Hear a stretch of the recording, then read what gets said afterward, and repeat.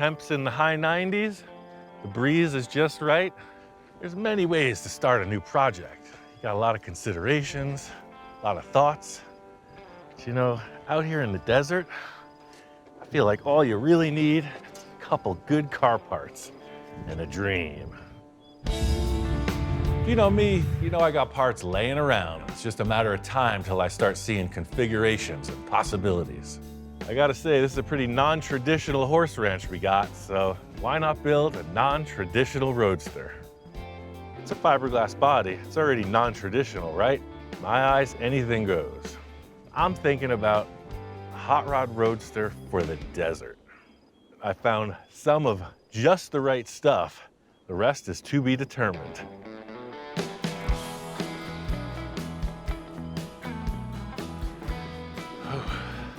I can only remember which way was north.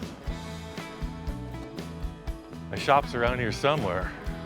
All this wandering around the desert can really wear a guy out. As you can see, I am in need of some transportation. Water. Water. Got a little body, got a little chassis, and I got an engine. This fine piece of Americana. Some folks say it's a 360. Some folks say it's a 390. Universal agreement is it's a Ford FE engine from 1975. What do I know? It has some cool valve covers, so I bought it. What can I say? I like sparkly things. I mean, big old valve covers, sold. Next on the list of parts is this gem. 1991 Ford Ranger chassis, two-wheel drive. It's got this twin I-beam front suspension, really strong. They make awesome pre-runners. The rear suspension is soft. They ride great out in the Wild West. The 3 Fs, Ford, Ford, and Ford. This isn't my first foray into building a desert-inspired vehicle. I made Mr. T, which came out really cool. I built my wife Jamie this awesome dune buggy, and then of course, the Interceptor. It's something I've learned living out here. You need a vehicle that can take the bumps, they can get dirty, and keep on ticking. I mean, they all turned out really good, but this time I'm looking for something a little more purpose-built, but still with that funky style. Like most of my great ideas, it's not as easy as just putting together a puzzle. Body's definitely not designed to fit this chassis, and for me, of course, it's all about the look. Like, the wheelbase is radically different.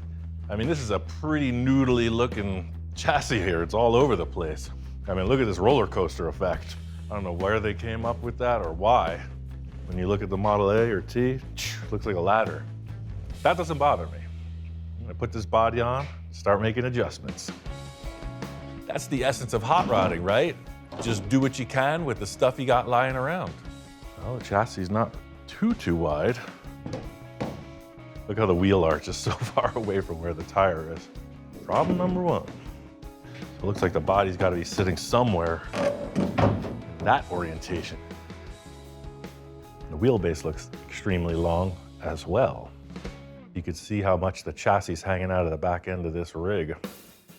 One of my main challenges at this point is to not cut the chassis. I don't want to disrupt the geometry of the way this thing was built from the factory. I got to find a way to make it look good in stock form. Well, we know the body don't fit. Let's see how bad the engine mashup is. This truck would have a V6 or a 4-cylinder in it, and I'm stuffing a big old Ford engine in it. That's all about the mock-up stage, right? Just keeping an open mind. We're just kind of stacking parts as usual. So the stock engine would want to fit here, where this little cross member is.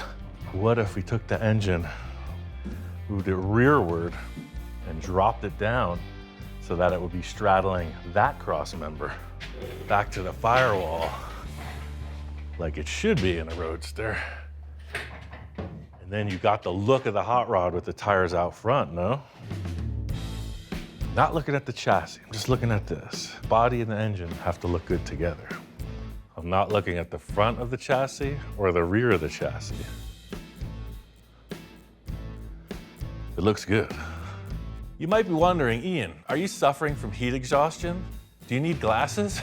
The answer is yes, and probably yes. That engine works, like clears the cross member, it's very low. You know, what if I lowered the body?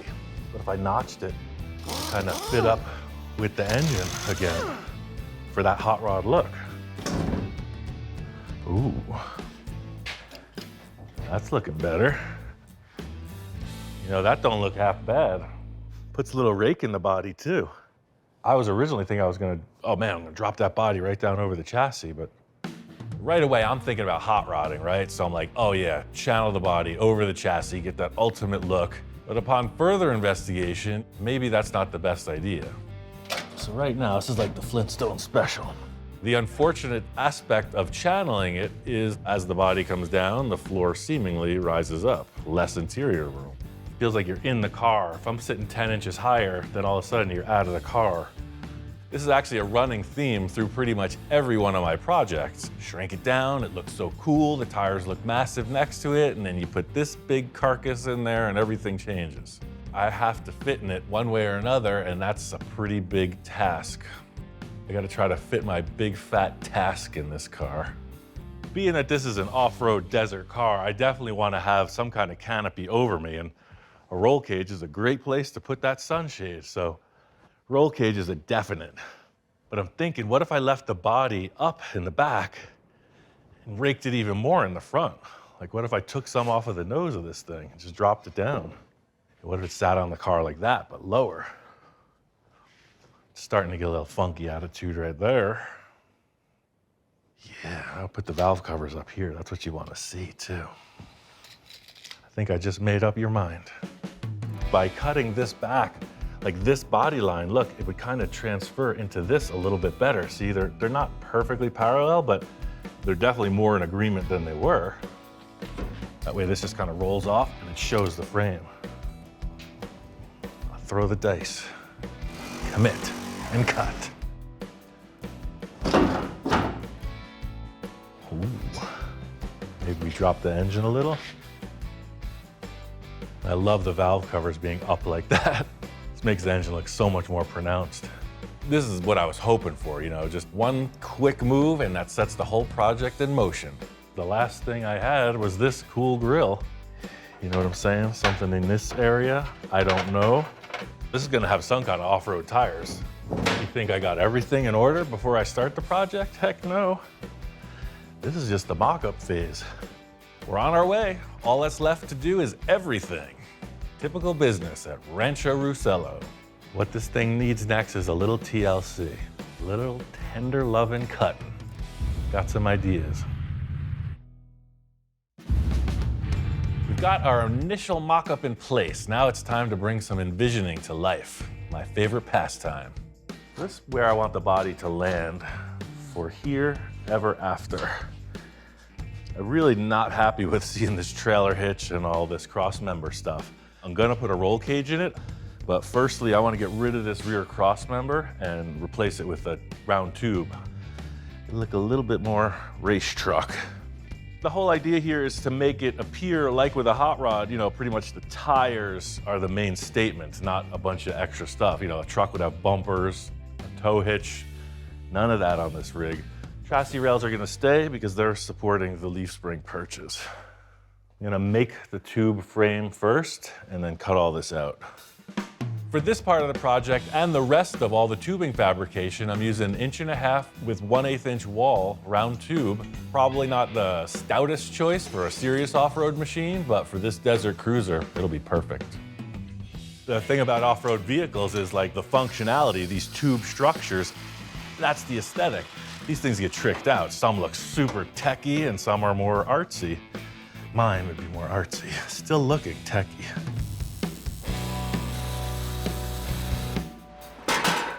Yeah, see, that already looks more like a desert vehicle.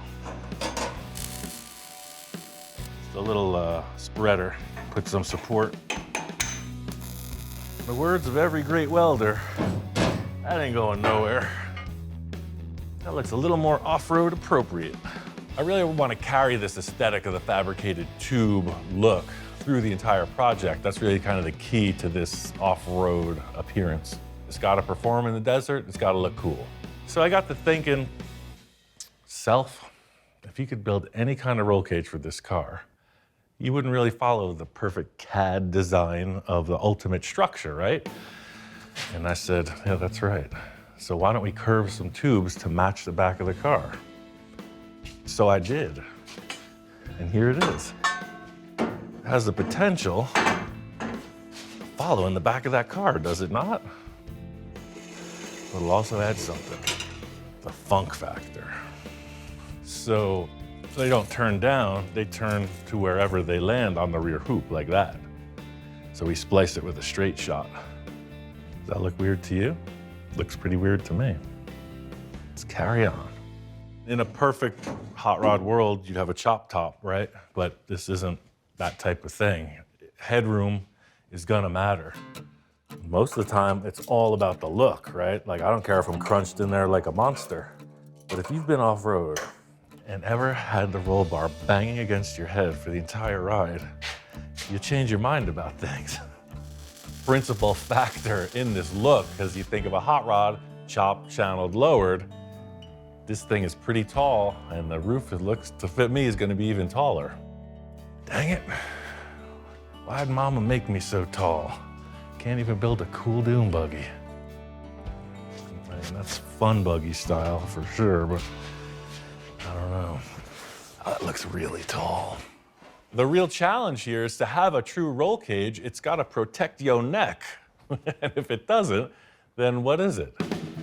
At the same time, you don't want it to look like, one of those big hi-hats. So I think what's gonna sell this is having the rest of the cage in place. Right now, it's just throwing me off because I'm thinking about like a Manx-style buggy where it just have one hoop over the back, and that proportions everything. We're gonna have a structure.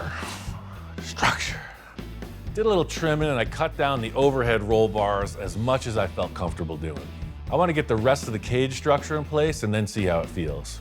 So these little cuts here are called fish mouths because that's why. The whole idea here is it's adjustable. Right now, these little fish mouths will allow these bars to pivot, so just kind of centering some stuff. Once you start climbing in, and you're 6'2", so you can see this, right? It looks a little awkward, but this is me sitting right on the chassis, no seat. So what might help put it in proportion more, so maybe it doesn't look like it just has a big box stuck on top, is the rear bars. That's sort of what I was seeing back here. But the question is, where this doesn't just turn down to here, this is gonna come as a straight shot back to there. This is where the old duct tape helping hand comes in. So see, that's gonna hit there.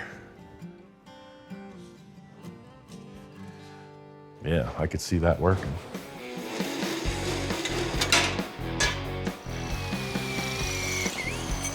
I'll plug weld outside of this join, and then it'll have this big, strong center. Very strong.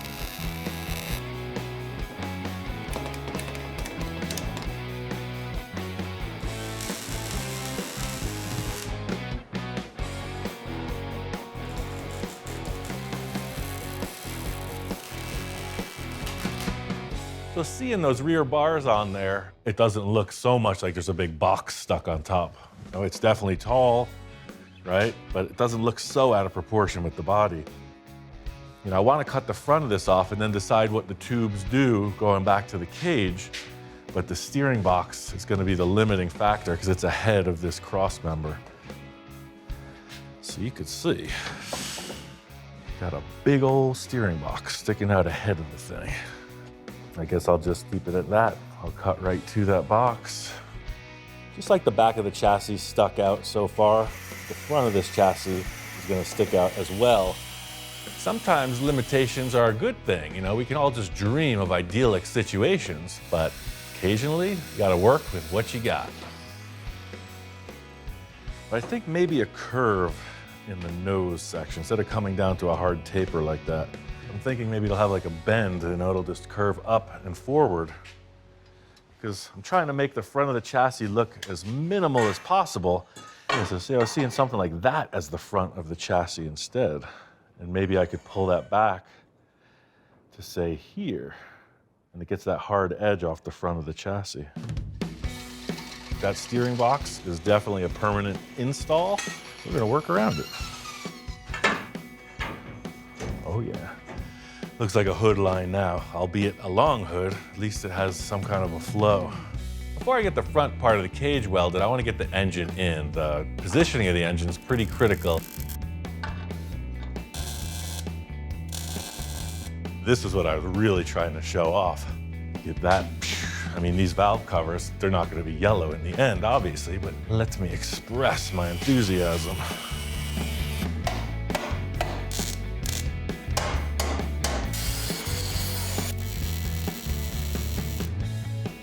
I love the way that the valve covers are showing above the cage. It's got like an aggressive look, so I'm pretty charged up. It's all about flavor, right? It's time to get the old spice rack out, get to work.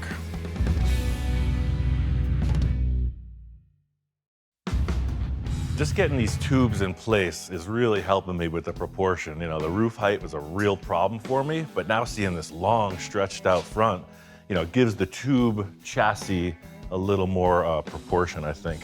The rake being transferred down to the hood, it all looks like it's in alignment.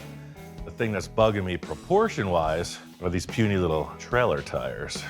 When it comes to options for tires and wheel style, sky's the limit as usual. Is it a sand car? Will it have paddles and skinny tires on the front? Is it a monster truck, you know, with the huge 44-inch tires? I was like, this thing is looking pretty functional. Definitely needs something with tread, something meaty looking, but I thought that like something like this would be best. Yeah, I saw an ad for these babies, and it just seemed right. They're 35 by 12.5 on these centerline style wheels, and so you could really see the difference between these guys and the 14-inch trailer units. Yeah, look at that. That's quite a bit larger. When I saw these tires, I knew they were just the right thing. The first thing it made me think of is one of those RC cars that are like so capable, you know, jumping and going over everything. Even though it's a hot rod, the big and little combo isn't really what I'm thinking for the desert. That beefs it up a bit. Oh yeah, this changes the proportion issue like 100%. All of a sudden, it looks like it should be this way. That's what I was looking for, even though I didn't know what I was looking for. I love the discovery process of these builds. You know, you just get apart, move forward, make a couple decisions, find some more stuff, carry on. And that's always been a real kick for me. Source what you got. Got an old pickup truck engine, newer pickup truck chassis. This is the most expensive part of the build, the steel tubes. My approach is always parts first, ideas second. The parts lead to the ideas. It's like looking in front of you at a buffet. But I do want something coming across. Right now, the steering box is the front bumper, and that's not a good thing. So I'm gonna at least want a couple tubes to protect that. Set this down here. Boom, steering box is out the way. I'll just come in with another one. I just set back just a little bit, give it a little motion. Yeah, but that grill is definitely too tall. I like it sitting there. Roughly 39. 41. That means we have to take 2 inches off. What I liked first and foremost when I saw it was I couldn't identify it. It's almost like a 32 Ford grill shell, but it's much pointier. Not too much, not too little. So I'm gonna make an insert out of this stuff. Every time I see one of these bottoms for the old-fashioned house screen doors, you know, you would see it was just like this little mesh down here, and then it was like regular screen. They just got all different styles, so I just pick them up every time I see one. Sweet. Yeah, so I don't know what that'll have long term, if it'll have maybe another screen behind it, just to give it a little more, you know, effect of a surface. But that's a cool little different kind of a grill. The primary thing in this whole front arrangement is that it looks complete. Now it's like, okay, tube chassis vehicle. It's got the Model T Roadster body, and it's got the T-style grill shell. And the cool factor for me is that you got this really sturdy now welded grill shell, and like the bottom of the opening is the Ranger chassis. So looking at it from the front, from the back, yes, I think we can live with that. But I think visually it would just help out these linear tubes. I'd like to see something that I can step on. It's gonna be a monster to get into this thing. You're gonna be like trying to get in over the edge of a swimming pool here. Why not a sidebar? It's like a brush guard, you know, something that would keep things out of those tires. See, now you got these tubes and they're all tubing around, doing tube things. Sometimes, as they say, you gotta just keep tubing until the tubing's done. So yeah, this little sidebar action, you know, it looks tubular like the rest of it, but more so it's a step, right? So you're just getting into the cockpit. So it's gonna be easy. Getting the rest of the cage in place, all of a sudden the proportions seem to work. We're off to the races. At this point in the project, there's only 3 words for this. Yabba, dabba, do. It's gonna be awesome. Now that we have our structure structuralized, it's time to get some mechanics in place so we can get this buggy down the trail.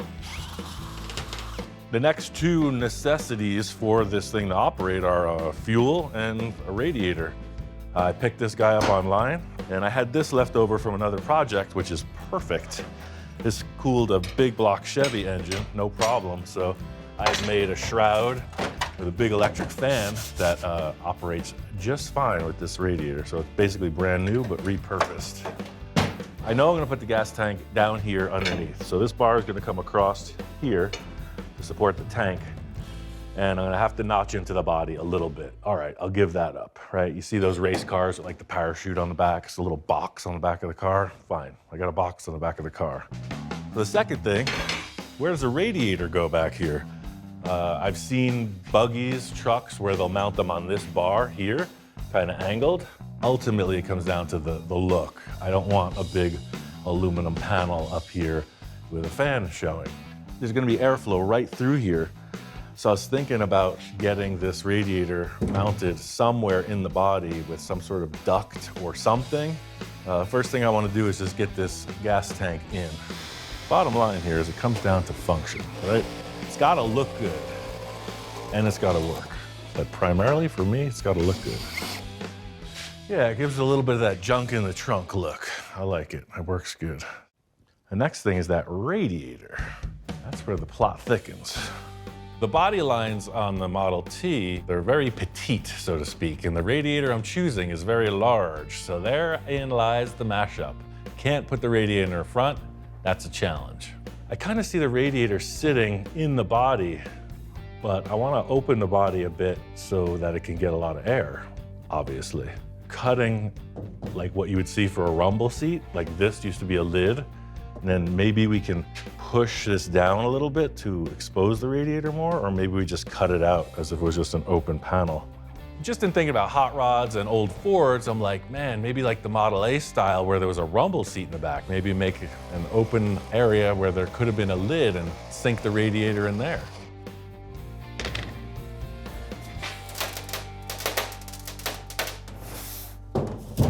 Yeah, look at that. That's the sound of success. Right? Now, does that not look like a port of cooling air potential? I like it already. Sort of what I was thinking is if I could get this thing in the body, you wouldn't have to see a heck of a lot of it. Aesthetically, sticking up, not so good. So if I trim out some of this material, I'm able to lay that back. The surface area is still there, it's just reclined, kind of like what you'll see like in the front of a Corvette. In my world, everything's up for the slice and dice. I mean, if the radiator doesn't fit, all we have is a giant hole in the back of the car. So that fiberglass was so flexible, I just shorted up with this piece of steel so that I could push that down and tack that flap down. Yeah, that's getting close. So you see now that radiator is just direct, right to the atmosphere. This is exactly what I was envisioning. You know, the radiator's tucked in, you got the feeling of there could be a rumble seat in there. Thinking about the mix of like a hot rod and a desert vehicle, you know, this has the look we're going for, but I got one more idea for the deck lid area. So let's see if we were to do another one, and at about that distance, I think. This is just something I've seen in race cars to lighten them, etc. But I'm like, I need some airflow. It'll help come down into the radiator and out the back of the car. So it kind of looks more racy and it works to move the air. Heck yeah, that's looking more like it now. The old Swiss cheese effect. I gotta say, I'm pretty relieved. It's a pretty unorthodox approach, but I think it's gonna work. So for the next thing, aesthetics-wise and function-wise, of course, is the intake and the exhaust, you know, like how's it breathe? That's always a huge part of the character of a machine as well. And I got a couple ideas. Something old, something new.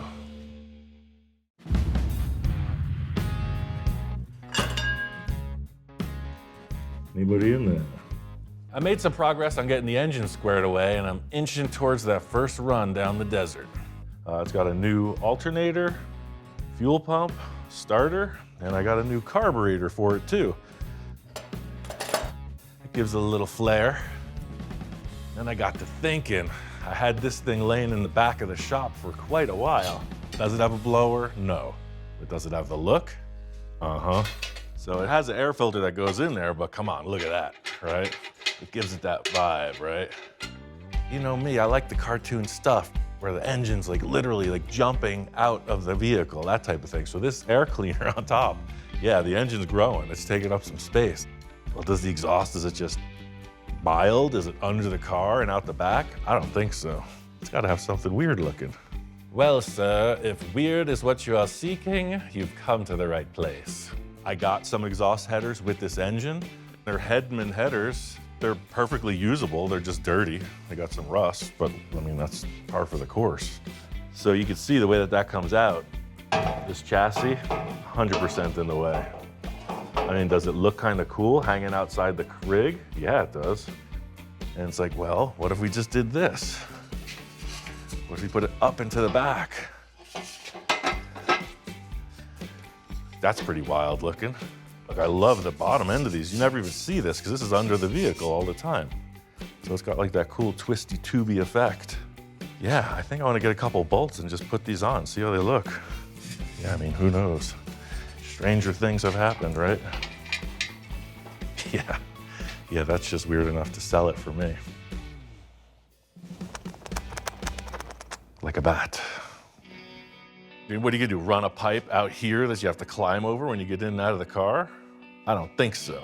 What I do think is those like sprint cars, they run these little mini mufflers, so it's like a header dump right now exhaust. Yeah, look at this. Basically, you know, it makes it legal for the track. It's just the simplest of simple baffles. I was like, man, that looks pretty like industrial strength. It's all business. So, I mean, if I cut this back, shorten it up as much as possible, why not, right? Is it gonna be loud? Yeah. So I'm gonna cut the end of this off and see what it looks like.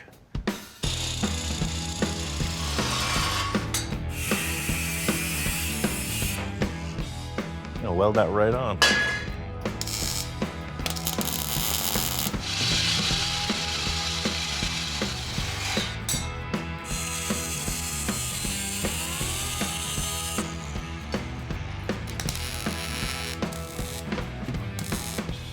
Perfect harmony with everything else that I've built. It looks way faster than it actually is, so that's a bonus. Definitely like, whoa, is it a race car? Is it a jalopy?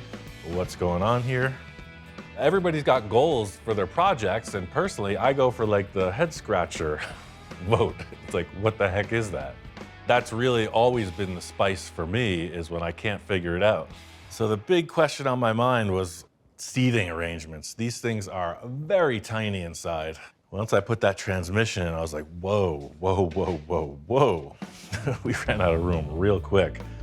By putting these bars in, I snugged up the interior space by a good 6 inches as well. So I'm just gonna throw this piece of plywood in as a reference of the floor height. I was over at my buddy Tom's house, and he's like, dude, come over, I got the seats for your hot rod, check them out. So I did, I checked them out. Ford Econoline van seats. I love the green and black two-tone. This curved bottom. It's super cool. I chucked it in the car. Look at that. Is that not perfection? The height, the colors, the stitching, the fact that it's Ford. Everything on this is Ford. It's awesome. I mean, yes, yes, and yes. But there was one thing I wasn't considering, and that's this. Look what happens when you put this in that.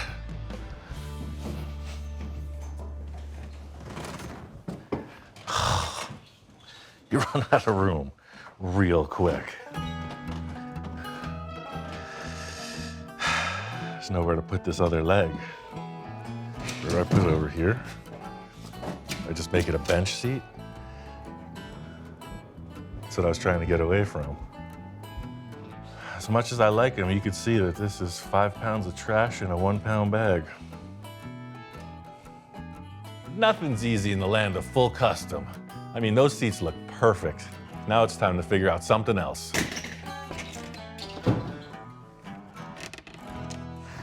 See, by sitting down lower, you got some room.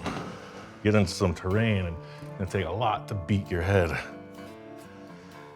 But you can see the roof doesn't actually look that tall now once you got a big giant monster in the car. What I learned from that other seat fit up is I need to keep this seat as low and compact as possible. I mean, what if it was just right here, center steer? Shifter right here, I could bend it over to this side. Then there's tons of room. Accelerator on the right, steering wheel, front row center. Some folks might think having a single seater might get a little lonely, but that's not the case. I mean, my wife Jamie has her own dune buggy, and that's the whole spice of life, the game of chase. I think I just solved my own problem. I really didn't have any other option. There was no room, so it's just me. I cut a whole bunch of these 1/8" plate tabs, and I'm welding them into the roll cage because that's going to support the seat back, the new seat back that'll fit me. Maximum interior space. So yeah, I think something like this, but I'm gonna have to build up a bottom for this. So I'm gonna use this as the dimension right here.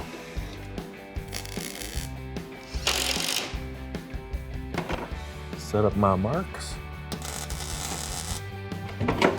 You'll see this angle here, just locks it in, locks it to the back. It ain't going nowhere. It's not gonna have any formal floors. It's just a screen. I got this expanded mesh. So yeah, I'm just gonna make a couple templates, cut it out for the floor pans.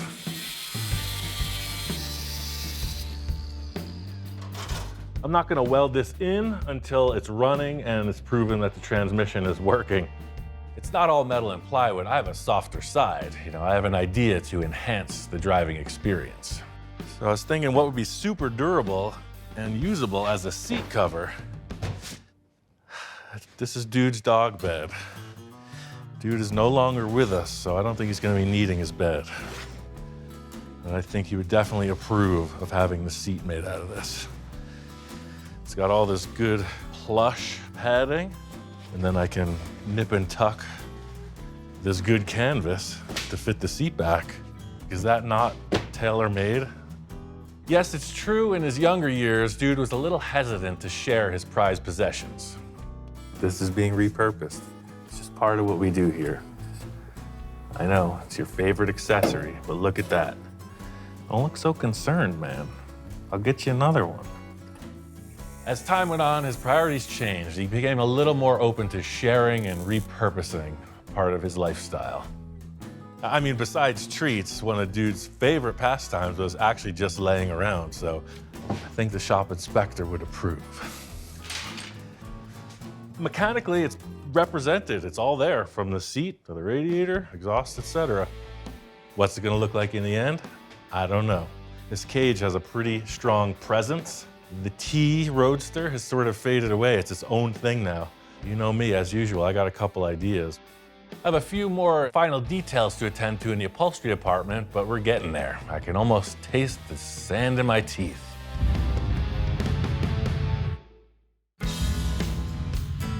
I just did a quick scuff with Scotch-Brite and just flat black and the whole thing. Fuel cell, chassis, engine. The headers are coated with a high heat.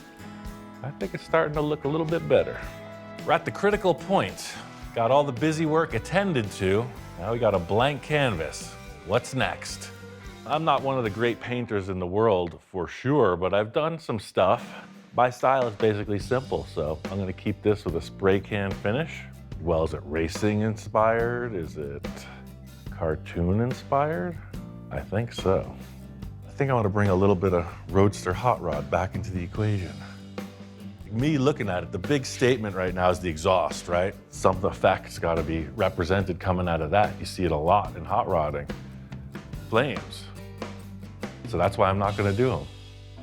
Just thinking out loud, I'm just wondering what other natural elements we could incorporate to really make this project speak out. I'm talking about something heavenly, something from above. Greased lightning. Maybe that. The funny story is the grease lightning thing has been brought up before on that Ford project, but guy just wasn't going for it. So, I mean, come on, it's an iconic sort of hot rodding scene in that movie. I think it was a 41 Ford, the white car with that silver kind of lightning bolt thing on the side. Super gaudy, like one of the worst paint jobs ever, I think. That's why it deserves some recognition. You might be wondering, Ian, why are you looking for inspiration from something you just called the worst paint job ever? One thing can be said, it's stuck in my head all these years. It might just be right for this project. Maybe take the flow from the exhaust, from the cowl and the exhaust height, and just kind of drape it down, you know, sort of centering at the tire, and then maybe coming back up. But I'm talking about just like Zorro hit it with a lightning bolt, just all over. I think the parallel I'm drawing with this style of artwork is the way that I'm building this project. It is just a rudimentary mashup of parts. So yeah, this little weird blast of artwork on the side kind of fits.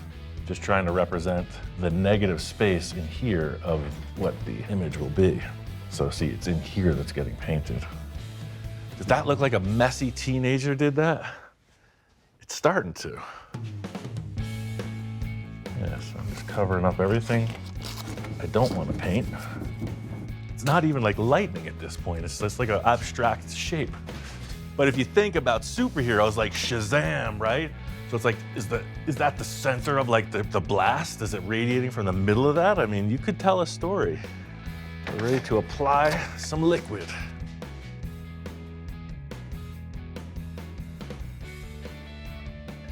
Not a man of indecision. Once you give it the double take to certify, what else is there? It's about as low tech as it gets. So this is called stainless steel, this color.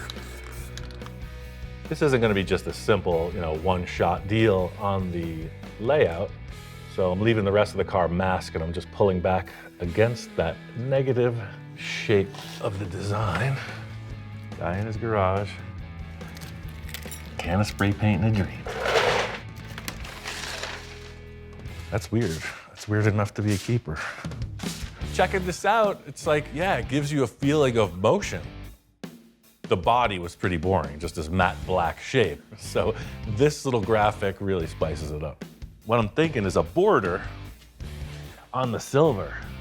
Gives it a nice little frame surrounding that. I have a plethora of options here. I've got some pink, got some blue. And I could go wild with it. Look at that pearl. I don't know, that could really take it over the top, huh? I got options, I got spray cans. We'll see what develops. I mean, anything can happen. And then we ride.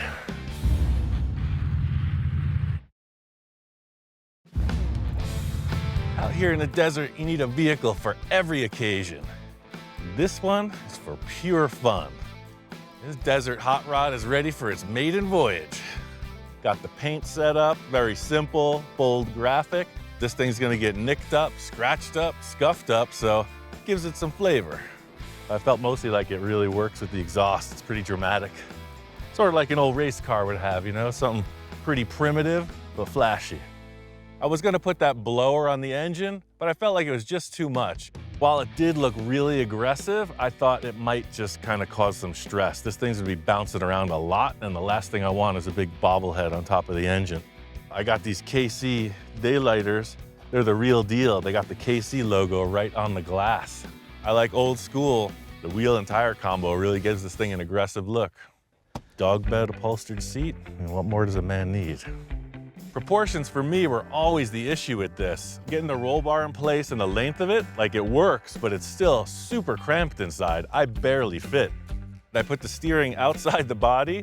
It steers perfect. 2 universal joints, right to the Ranger steering box. It's ready to go. Seeing the car out here, you know, the graphic and the look of it, it works for me. It is the toy that I always build, right? So it fits like that. It looks like it could be a small little scale model. It's got the look, right? It's definitely a cartoon machine. There are a million ways to go off-roading. I just happen to like the weird stuff. Yeah, my friend Crafty B, he does aluminum casting. He's like, oh man, I got just the badge for that ride. This car fits right in my mental state. It's got the weird mashup of parts. It's got the weird exhaust, weird artwork, a little bit of a weird roll cage. Let's roll. I always got the cartoon monster in my head. It's like, well, who drives this? I think once we get to driving it, the character will emerge.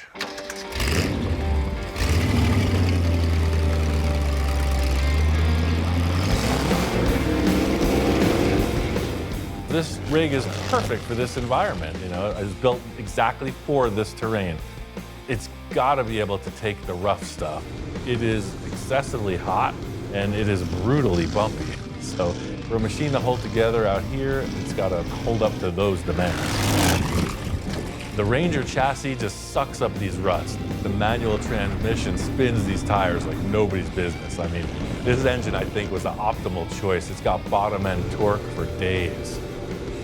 The sound of the exhaust right there in stereo, pure adrenaline rush. It's intense.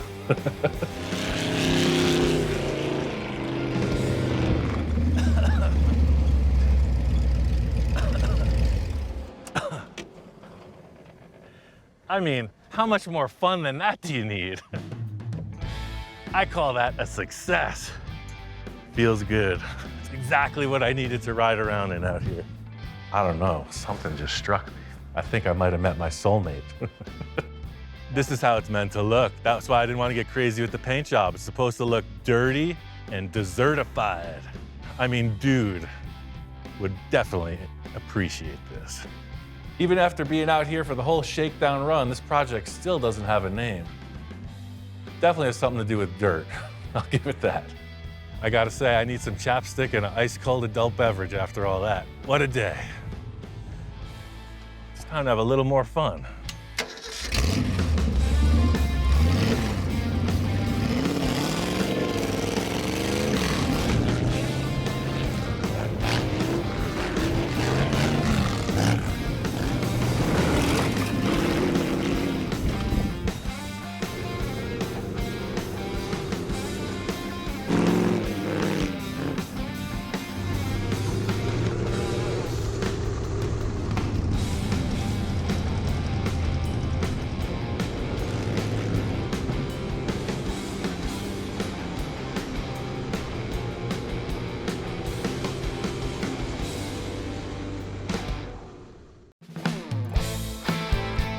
I got my good buddy Eric out here for another Rancho Russello adventure. Coming out here, obviously, yes, you get a phone call from Mr. Roussel, you make things happen. Now, we've done some really wacky stuff in the past. That Space Junkie bubble top, and then the Blue Demon project was just ridiculous. So, all right. Eric has been a long time great collaborator. His ideas are always out of the box. He's got a track record to prove it. From the first project we ever worked on, it's always shown something that neither of us expected, and that's why he's here for the mission. Yeah, of course I didn't ask you out here on a vacation. I got you here for a reason. What? Come on. And that's why I didn't tell you what we were building. I've never worked on a station wagon before. I've never had one. So Wait a minute, you've never had a wagon? Never. Rust-free car, very solid, so it's got a lot of potential. It has some kind of a conservative factor to it, but I want to take all that away. Yeah, no conservatism. I want to go like super radical on this. It's going to be full fashion show. Anything you think about, I don't think I'll say no. Like seriously, I got one. I'm going to push that. I got one idea already that I want to start off with on the nose, but the rest of it is just ideas, man, whatever you're thinking. No, I'm down for this. Ian, he loves that realm, that area where we don't know what's gonna happen. Normal is boring, and if it doesn't make your hand shake, you're doing something wrong. I took the liberty of sourcing some parts to address this and the nose, but other than that, I don't have any plans like stuck in stone. So anything, we can do anything. You can do anything. Okay. Yeah. You may regret that. I doubt it. Welcome to a full custom funhouse where rules, structure, and discipline are all out the window. But look at the apron in the front. Yeah. It has a story. This is definitely not its hood. This is definitely not its fender, so No. something happened. You're gonna dig my idea for the nose. Check this out. You might recognize some pieces, Studebaker! right? Oh. Rust-free, collision-free. All right. Yeah, that, yes. Yeah, okay. right? All right. Yeah, so it's got the hood, the nose, the fenders, the headlights, and the chromes. Oh, like a glove. Right? I haven't even done this yet. I just collected these parts and did some trimming. I'm into this. All right, that's a good start point, man. What this does is this sets the stage of what we have to do with the rest of the body. Mm-hmm. Super weird. The flavor's there. That's the theory right there. Yeah. You might be wondering just where we're headed with this project, and that makes two of us. But I think mocking up this nose gives us a crystal ball view into the future of this grocery getter wagon. So I figure we'll just cut off all that damage in the collision area right through the spare tire and just remock it up. Start from there, yeah. Eric and I are on the same frequency. There's no time overspent talking on it. We're right to the task. I think the key points of getting the Studebaker nose to fit on the VW is that the Studebaker is physically a bigger car. It's longer in the wheelbase. The squareback's very stubby on the nose to the tire. It's got to stay as close to the windshield as possible because otherwise it's going to look like, you know, like a schooner or something coming out of the front. You're going to set up the envisioning. So you got the piece of steel. High tech as always. And the pencil. And the So pencil. Pencil will adjust the angle of the dangle. So you're looking at this on the car, right? Yep. So set up the base of that square with this line. Yeah. Ah, very clever. And then the bullet mounting is this angle, so it'll be a perfect 90 degrees. Yeah, we're about on par. It checks out. Math It's been checks certified. out. Yeah, it's been certified. I did this one and I did this one. Excellent. At most shops, you use protractors and laser centers and pointers and all this stuff, and there's a process. Not here. It's a carpenter's square, a chunk of wood, and a pencil. And that's it.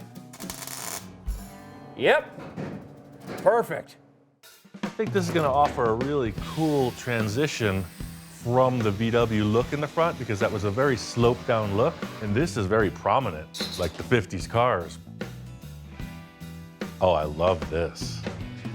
From that flat, very bland Type 3 nose to this, whoa, Yeah. it's a mutant. Kind of like we're chiseling this out and finding its place in the universe.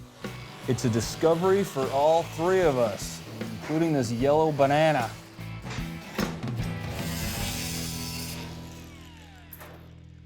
That's quite a stellar arrangement. I don't know what kind of all-male review clubs you're performing in, but that's something. How do your coworkers usually feel about that with the flash coming off of that helmet? Wow. I gotta say, that is pretty extra special. Eric is very much at home in embracing the weird. Yeah, as long as these two are good, that's gonna be a simple addition.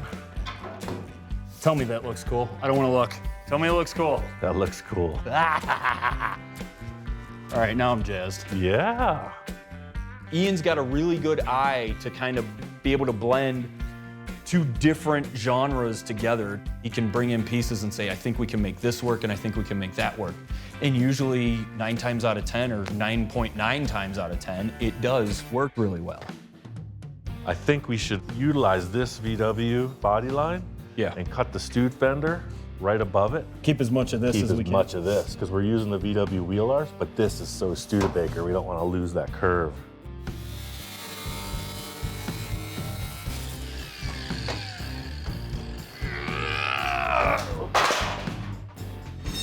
Is everything okay over there? Yeah.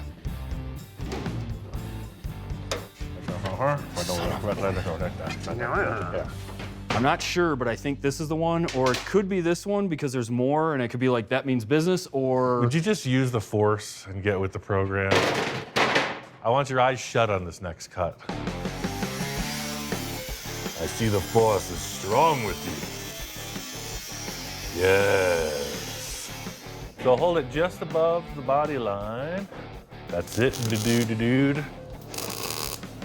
It's a whole different experience when that helmet's working in the dark. New dimension. It's like a discotheque up in here. I gotta brush up my dance moves with this kind of activity in the shop. Look at that, dude. That is really cool. No, I'm digging this. It's way narrower than the Studebaker, but it works. It's funny how the proportions, you can change them like that, and it still keeps its shape. It still keeps its flavor. This is exactly what I was hoping to see. This car parked in a lineup, you're gonna go, wait, what? Studebaker station wagon? I don't get it. I wanna get that passenger fender on. This is getting me charged up, dude. I wanna hit that roof next. It's half custom. It will be full custom in a moment. So getting this nose on, I mean, what a radical change. I love it. The rest of the body now is way bland. Next task on the list is addressing the roof line. I don't really have any specific ideas, but I know I definitely don't want stock. You need to make the roof as off the wall as possible. Yeah. Because the rest of it is just... I think let's just tack weld the door shut and just cut the roof right off. Let's just mess around with some ideas. I mean, it could go anywhere in discussion, but you know, once you put the parts in place, you find That's that when you sweet start spot. seeing stuff, yeah. Building up a project like this from only a few parts ideas, I'm just waiting for the statement. I'm waiting for the what is it moment. I'm not attached to this roof, and in a few minutes, the car's not gonna be attached to the roof either. I'm not attached to anything but my wife. My first thought is always go as radical as possible and then pull back. Some people may think baby steps. I say eat the whole sandwich. Ugh. It's getting less yellow with every cut. Now it has zero character. It doesn't look like anything. I didn't think it could get any more plain. But yet here it is. Needs more cowbell. Definitely needs more cowbell. Let's spin it around. We have the post on the back. We have the front posts. Use the hatchback as the... Yeah, use the hatchback. Hey, I'm up for anything. I mean, that's what we're here for, discussion, right? Why not? I told Eric all ideas were up for consideration, so, I mean, here we go. Look how narrow that is. Doesn't even look bad backwards. Interesting. Yeah. I thought you had a horrible idea. It's completely horrible. The fact that you listen to me is astonishing. Don't do that again. I'm usually the guy with the wild ideas, and I'm just like, that can't possibly work. But wait, 4 inches where the windshield lands? Because that round windshield was kind of like a falling back effect, and this gives it like a little more It's got a meanness. Yeah. There's so much stuff in the way, but I'm digging this. Yeah. Bang, right there. Straight down. The roof is way narrower in the rear than in the front. So it's like, what? Yeah, now what? But upon exploration, it's just a megaton of work to make this roof fit properly. By flipping it, we'd have to cut through the center, widen it, etc. I don't think we'd gain much reward, but the forehead on this is starting to have some appeal. I have a Nash Metropolitan roof in the back. Maybe we should look at that. yeah. Here lies the remains of my last project with Victor. And as you can see, it's ripe for the picking. Oh. And it's, when we're talking flat glass, and see the forehead on this? Yeah. It's very much like that. Oh my goodness, yeah. Maybe it'll be a hint in the right direction? Yeah. I don't know. First step is to get rid of the dash and all the glass. We're only interested in the roof skin and the pillars. Rubber seals and the desert don't get along very well together. I see that. Yeah, they get petrified. I don't mean scared. Oh, wow, it's not that narrow after all. Maybe 2 Studebaker. Yeah. I like this. Yeah. I like this. You know, this is a nice shape. That's just lacking. That's a no bueno. Every time you put a different roof on it, it looks like a different type of vehicle. You're like, yeah, no, but maybe, Like what if it was like a truck style with a tonneau cover, like super low? His mentality is just so like, the sky's the limit. You can do anything. Ooh. It's nice to get into a project where you don't know what you're building, isn't it? I love this. He doesn't know what to say. I have no idea.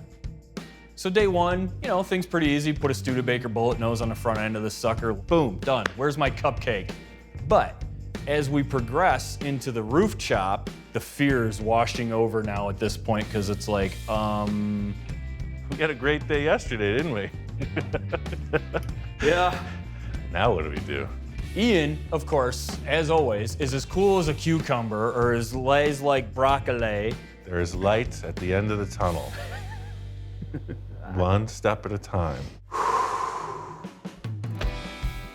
Might be losing my trusty sidekick to the process. I gotta reel him back in. I'm gonna stick that windshield on here. The stock glass, just as the Roadster look. This is where we really need to keep inventory of all the things we've tried. So far, we've changed the front of the roof line, and we like how it complemented the Studebaker nose. It kind of looks like a beach buggy now that you can rent. Banana buggy beach rentals. Hey. I always say all my projects have a story, whether it's the supervillain driving the hot rod or the alien driving a spaceship. Somehow this beach buggy rental story just began. Banana hammock beach buggy rentals. Come join us. You're welcome for your $1 million idea. Just looking at the car, I'm thinking, you know, what if we used the stock glass and just like leaned it back, raked it? That's kind of radical. It's just a big window but laid way back. You're all shook up now, aren't you, baby? Yeah, I'm twisted. There's just a whole thing about not doing weird for weird's sake.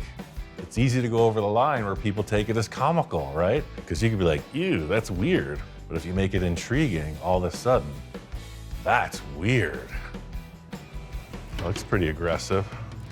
It's not looking like a squareback anymore. No. I did a couple chops where I used the stock glass but sunk it in. And this is different with the slant back, with the changing of the angle of it. It's appealing for some reason. I was thinking, of course, oh, the most radical chop ever, right? And it's just like, man, it just looked weird. I didn't want to get way out of proportion between the side panels and then the roof height. Something about this dimension works. Ian's envisioning process, it's in his head. The best you can do is just try to lasso whatever comes out of his mouth as he's looking at something. You just have to kind of watch how it goes down. How you feeling? I'm feeling it. Welder up, sire.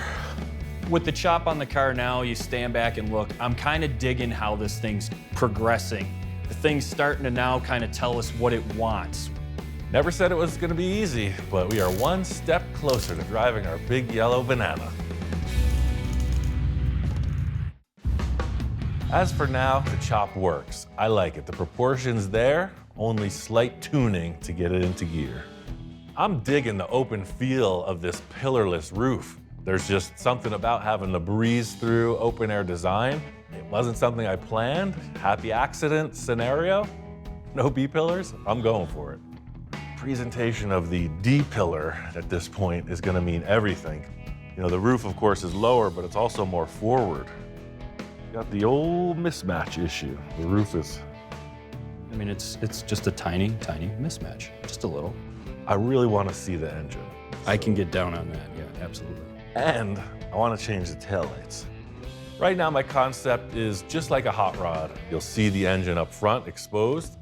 Right now, that's the way I'm feeling about the back end. Jewelry box, basically. 100%. So see, the engine's here, right? So imagine the roof only being to the engine. Oh, yeah, man. Yeah.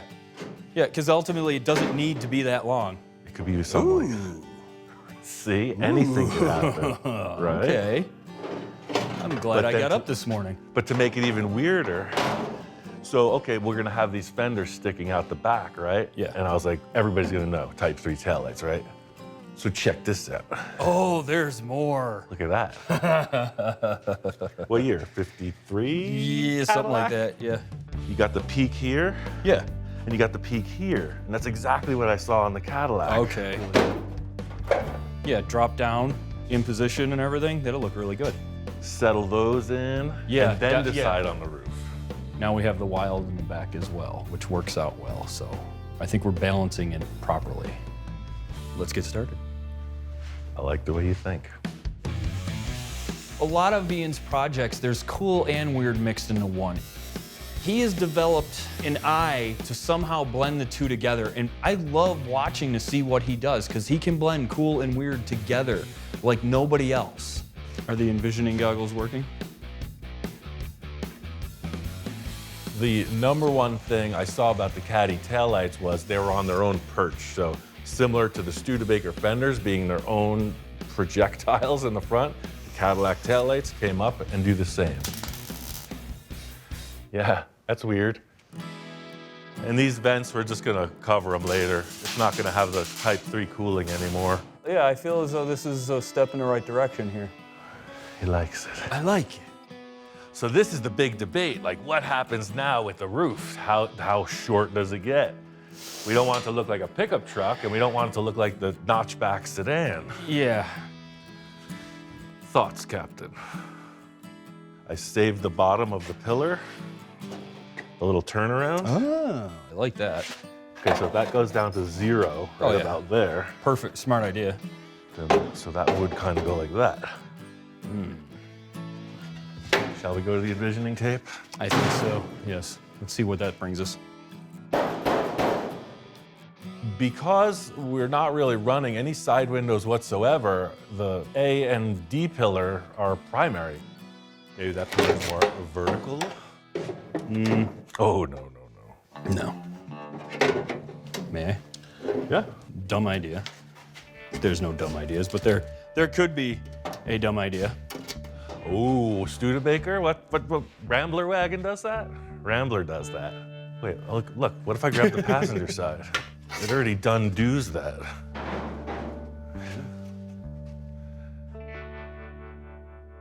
Talk about freak show. So we get that desired effect of the engine exposed, but now the rear window is like a trucker hat over the engine. Like the bill of the hat is coming out over it. Business in front, party out back. You never know what you end up with in a project. You know, I had in my mind an idea about a shortened roof, exposing the engine, and this idea just might be the ticket. This would pretty much be like that. Well, not that bad. Here, let me hold it. You take a look. So weird. The Studebaker has this huge depth. The square back is a box. Now we're achieving fins out and a huge depth. Yeah. It doesn't look super great, but I think it's a better approach than the other way, which would be where the normals would take it to, I think. And I excel at making things that aren't really good looking.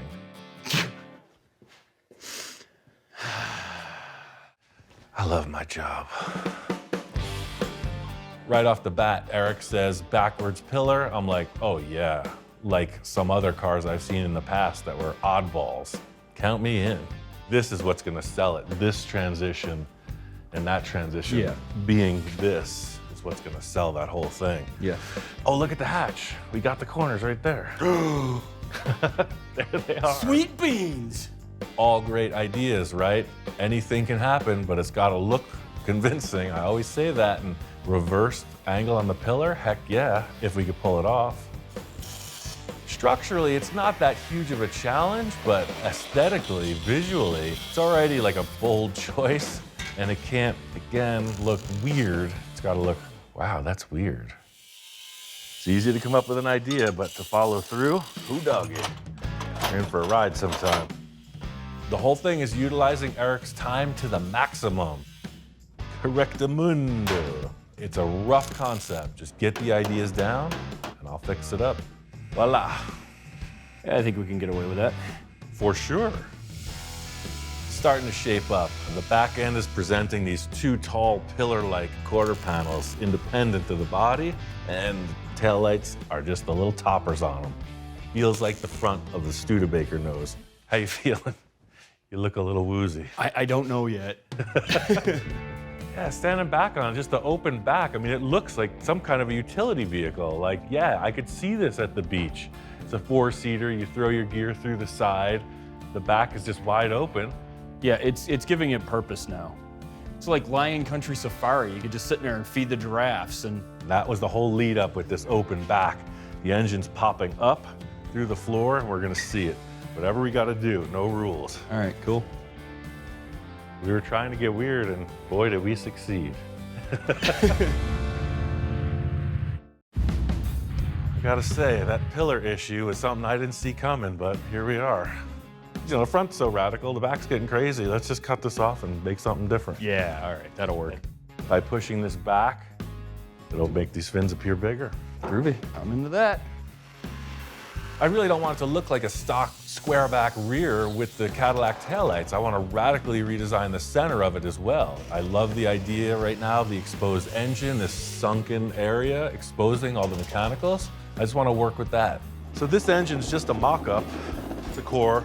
The fresh engine is at the rebuilder right now, so you're really getting warmed up on these VWs now that you're hanging out with me, man. And of course, I got a few tasty treats to spice things up. It's a pretty cool fan shroud. I got this set of carbs. Oh. But see, now look, it's kind of stacking up in there, right? I want to show as much of this as possible, so I'm thinking maybe this deck comes out completely. Nice plan. I like that. See, like reverse like that. Give it a little curvature. I just had a really weird idea. I'm in. I love what you're doing with that pan. So it's a sheet metal here, right? But I was like, man, it's gonna be so bland, right? But no, it's actually the exhaust cove. So that's just the pan, and the exhaust is some kind of really showy thing right here. Right. Yeah, I like that idea a lot. I gotta look in my parts stash. I think I might have some interesting tips.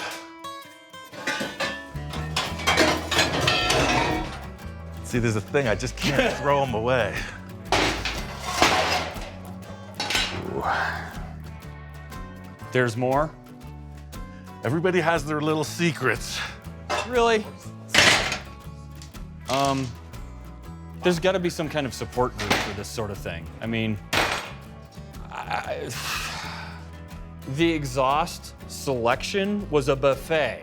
And I mean like the buffet you bring a bib in your own silverware. I mean, you can't be too ready for an exhaust swap. No, That's no, all no. I'm saying. I mean, how do I put this? His exhaust fetish is actually a really good collection. He's got a lot of really neat shapes, different styles. He's got Monza pipes, he's got stuff in stainless, he's got all sorts of little trumpet guys. So it really works out. This is the first thing I thought of because they'll polish out. I do like that. I do like these little bendy guys. Before we get into exhaust ideas, we need to get some sheet metal in place to see what we're really working with. The rear end design is still a blank slate, but now you can see how the fenders tie in, how the roof proportion fits with the engine in place, etc. I mean, as a concept, I'm liking this. I'm feeling it. I mean, it's a total freak show. That's exactly what I was asking for. The fit and finish of it, I can't wait to see how this thing progresses and evolves. But it's got my mind going. Now you can see, right? All the pieces are in place. Now it's connect the dots and refine it. Yeah. And you really busted it out, man. I appreciate it. Thank you. Let me come out and play in the toy box. You know, lately I've been doing a lot of like intense work on other people's stuff. So this was a nice change of pace, and I hate to say it, but I like this thing now. It's so kooky, it's just cool. Eric, as usual, brought in a lot of fun, a lot of super creative ideas. I mean, we got the layout of a really weird project, and I'm just stoked to get on with this. I don't think you'll mind accepting Wow. Ginger. My gift to you. The ultimate disco helmet. Heck yeah, man, I appreciate it. Give it a good home. Righteous. Now I'm completely prepared. I mean, next time I go to the club, my fashion is gonna be on point. And I could just get some work done if need be as well. Eric and I got a lot done in a short period of time, and I let the dust settle and stood back and took a look. We both agreed that this needed some improvement. This curve and the rake of the chop, it just looked a little too open to me. I feel like it should be even, or maybe just a little low in the back. At this point in the build, a few subtle changes, dare I use the word subtle, can change the whole thing, the whole feeling of it. This was out here, right? Look, it's like tight and loose. And now, whoosh, it's a little more delicato. A lot of times in building cars, I get caught up in all the inspiration and tend to not focus on some of the potential roadblocks. This just happens to be one of those situations. I was thinking about these taillights. I kept mocking up that other one and realized it's from a different year. These fins, I think, are earlier. Look at that. I didn't realize, but hey. So I'm gonna try to remove the reverse light and maintain this chrome and the little cool reflector that one was lacking. Given a choice between practicality and inspiration, I will choose inspiration 100% of the time. I still love that reflector. We're gonna have to do something to maintain that. The whole key here, especially with Eric's collaboration, is to find that inspiration, because the motivation flows from that. When you got a mission, everything else just follows. Now our issue is this. Got this big hunk of plastic that don't fit. Ain't nothing in life that's free. Just gonna take some doing. This is just how the cookie crumbles in a land of full custom. You need to adapt and overcome. Most people would just get taillights that fit. Nope, just cut the car just right. Now the bottom part, I'm gonna fit out with a piece of this flat bar. That'll give it a good landing spot. Last piece to the puzzle is the little jewel. I like that. You know, it definitely looks like a real car part and not just kind of an add-on. In the end, this difficulty with the lens fit up worked to my advantage. I feel like the smaller lens added to the design of a thinner rear fender, and that's good for a smaller car. That's the story of car building, you know, you get one side that looks good, but then there's inside and then the outside of the other side. It's all gotta be symmetrical. Then the big question of what's gonna happen in the engine bay. Our beach buggy rental is one step closer to being open for business. I still got a few tricks up my sleeves before we hit prime time. Been working on this sheet metal and I got it pretty much dialed in. Both right and left taillight are mocked up, and then the structure put back in the roof. Got that look I was going for. Sort of like the front fenders are jutting. I want the rear fenders to do the same.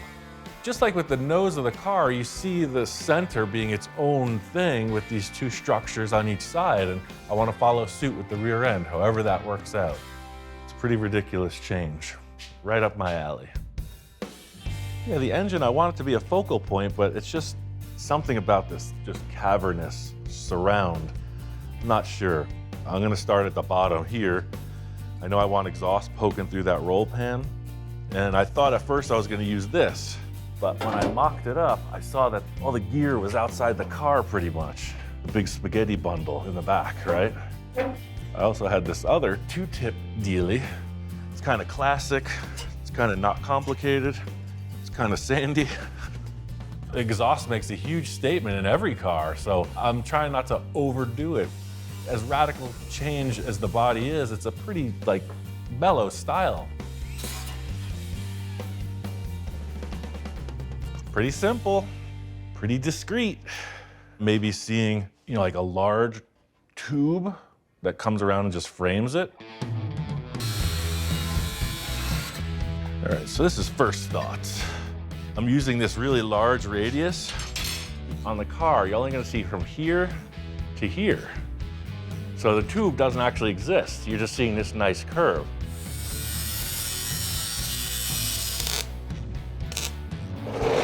All right, and I found these really tight little bends. They're from a handrail. Wide open, baby. Anything could happen.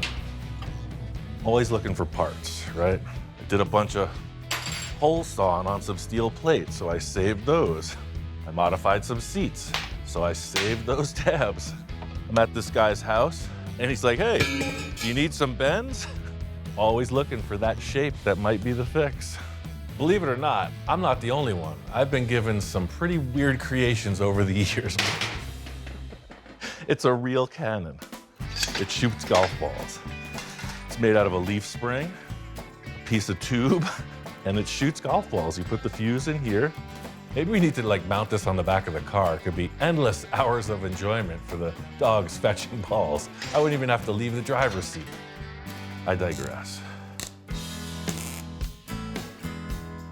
So I'm just gonna tack this on so I can put some sheet metal and start to secure it.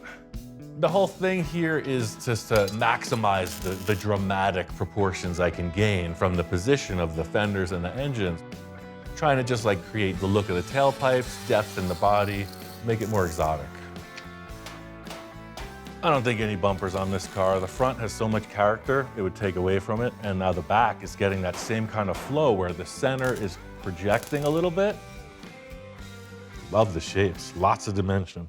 But there's just something about this back end that just needs a little extra. Originally, Eric and I were talking about having it wide open so you could see the engine, but something about these two side areas, it just looks like, I don't know, I want to do something with the back. I was just thinking about the back end of cars, right? And I'm like, wait, we hacked apart this Metropolitan and I used pieces of it on this other project, but the whole trunk and rear portion of the center of the car, exactly what I need for this, is laying in the back of the shop. This was the area where the spare tire hung, so I had cut that out. But I was like, look, there's the window where you can look into the engine. And should you need to get in and mess with something on top, you got a lid to get in there too. Look at that. Talk about serendipity. I got two words, surf and safari. All it's gonna take is a little bit of everything.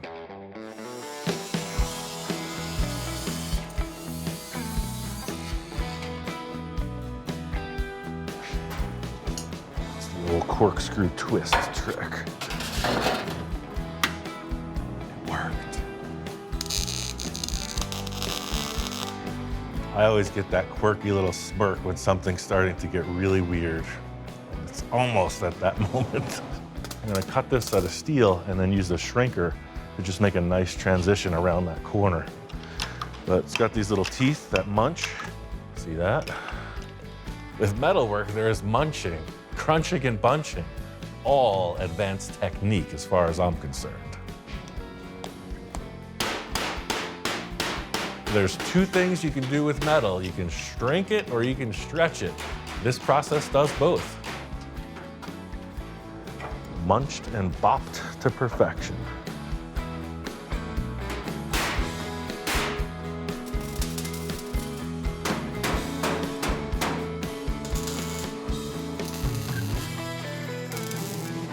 Very interesting.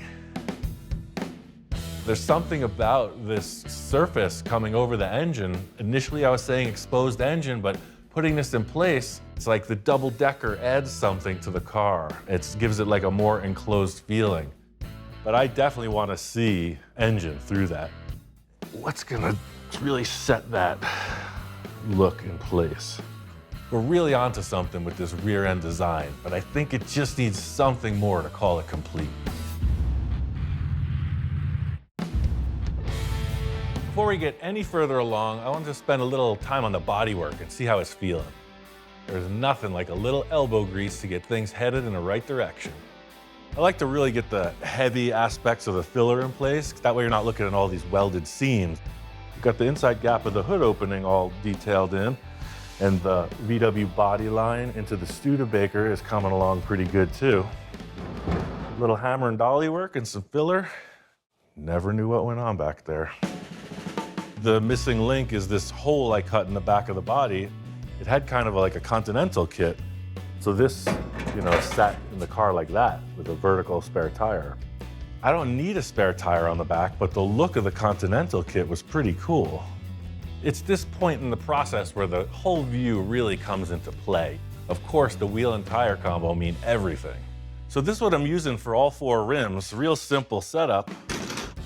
I got the smoothie steel wheels with the moon cap with no VW logo and just the trim ring like that. So it got me thinking about the Continental kit. This back here, sort of looking like a Continental kit, but it pops off so you can access the carburetor, distributor, generator, etc. I mean, that sounds great in theory, but like, okay, well, here I am dangling 2 items in space. How it actually happens is where the story begins. I got this rim over here, Chevy. Trim ring fits it perfect. I don't want the rim though. I don't want this blocking the airflow. I just want it wide open. So I'm thinking about making a couple tabs that will bolt in or screw in under the trim ring, mimicking the look of the original Studebaker. It's got kind of the cross with the chrome dome in the center, right? So what if I made 4 little wire supports that screwed onto that ring in that pattern, paint them black. This thing kind of appears to be floating, but still front and back the same. Enough theorizing. I mean, let's see you make it happen already. Your hands aren't even dirty.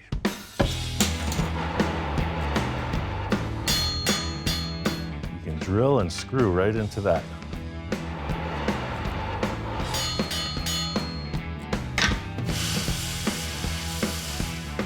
The old X marks the spot trick.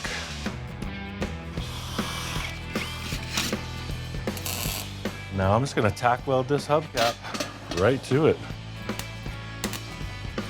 That gives us the potential for our floating hubcap. Now we remove the rim. The whole concept with this is that I feel like it should look like magic, right? It's just a floating disc in the center of this hole. There's always a tell to every magic trick. This is how I'm gonna do it. Yes. That's just dumb enough to call my own. I love it. Feels like the right vibe. It's like, this isn't wild engine exposed hot rod. It's kind of like wacky taxi. It's a little shade canopy of a roof, and it's got to be something that's just like, whoa, did you see that car? Yeah, all the weirdos drive them. Or at least one weirdo drives it.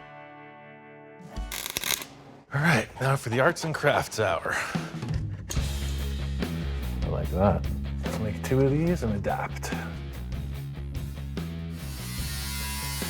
I'm just gonna get this bottom part set, and I'm just gonna cut it into place as I go. Pretty straight ahead. Once I got that hard curve established, I just came in and squeezed it and buttoned it right up. A little welding, a little grinding, plug them back in place. The old floating hubcap trick. Moving right along, it's getting weirder as it goes. This thing has got the revered double cool factor. This design not only looks cool, but it keeps the engine cool as well. Just like so many of my other projects, this thing's like a Hot Wheels. It's a big toy car, you know what I'm saying? It's just exactly that. It's like, whoa, what the heck is going on here? Next up is the paintwork. I got some ideas, and that really does bring it all together. Bombay Beach, here we come. I got this beach buggy all wrapped up and set for its maiden voyage. Super stoked with the way it came out. You know, the mashup with the Studebaker and the VW, it's convincing. And even out here, you know, it's a VW, it's light. It cruises right across the sand, no problem. All right, this thing's a runner. I mean, not the beach, but in my imagination, I'm already there. It's pure paradise. Life is what you make it. You live the dream, you become the dream. Like, it's really all how you perceive things. I mean, anything's possible. There used to be water here. It's just low tide. Comes in once a year. This is pretty much where it's at for me. I mean, that's why we built the car. Beach theme. Like we said, Erie Eric's Beach Buggy Rentals. Cruised on down to the surf spot. You got the sand, you got the sun. That's 2 of the 3. I mean, all we need is some tasty waves. Southern California surfboards. Goes together like me and Volkswagens. In all seriousness, you know, there was a ton of bodywork to finish out on this. My friend Jamie helped me block sand and bodywork the whole car. I love the vintage flats paint. Not a lot of flair. I just got 2 gallons of white and I mixed in green toner to come up with that seafoam, classic kind of beachside color. One of the iconic wagons in the world is the Chevy Nomad, so I used a similar flow where the paint checks off of the pillar and comes forward in a spear. Not a perfect representation of that, but you definitely get the inspiration. From the onset, the only thing I saw was the bullet nose and the Cadillac fins. Everything else was the collab between Eric and I. That's what you end up with. I mean, it really was just throw down, showdown, and here we are, painted. But somehow, it works. That's one reason I love collaborating with Eric so much, is because he's a pro, he knows how to do things. He also likes to get weird, you know? And that's what we really did in this. It was just like, hey man, let's get down and try something crazy. That back end was a monster. Inside curves are one of the hardest things to bodywork, and I'm gonna blame that all on Eric. He got the glory, I got the lack of fingerprints. Sort of retro, sort of atomic age, definitely cartoon. It's got a jet engine symbolized, it's got fins, it's got a bullet nose like a rocket. I dubbed the Starlux. That's the most satisfying thing in the end, is to see it actually function. So instead of just being a mock-up and then it goes away, no, it's like, it's turnkey. It works. Can it be detailed? For sure. But that satisfaction of just seeing the silhouette, seeing finished paint and driving, that's good for me. The journey of this car is still unknown. Interior, hot rod engine, anything could happen. End result of this isn't something that's just like out of control, crazy cartoon like I do so many times, but it's just kind of like a cool weirdo cruiser. I think this is weird with a smile.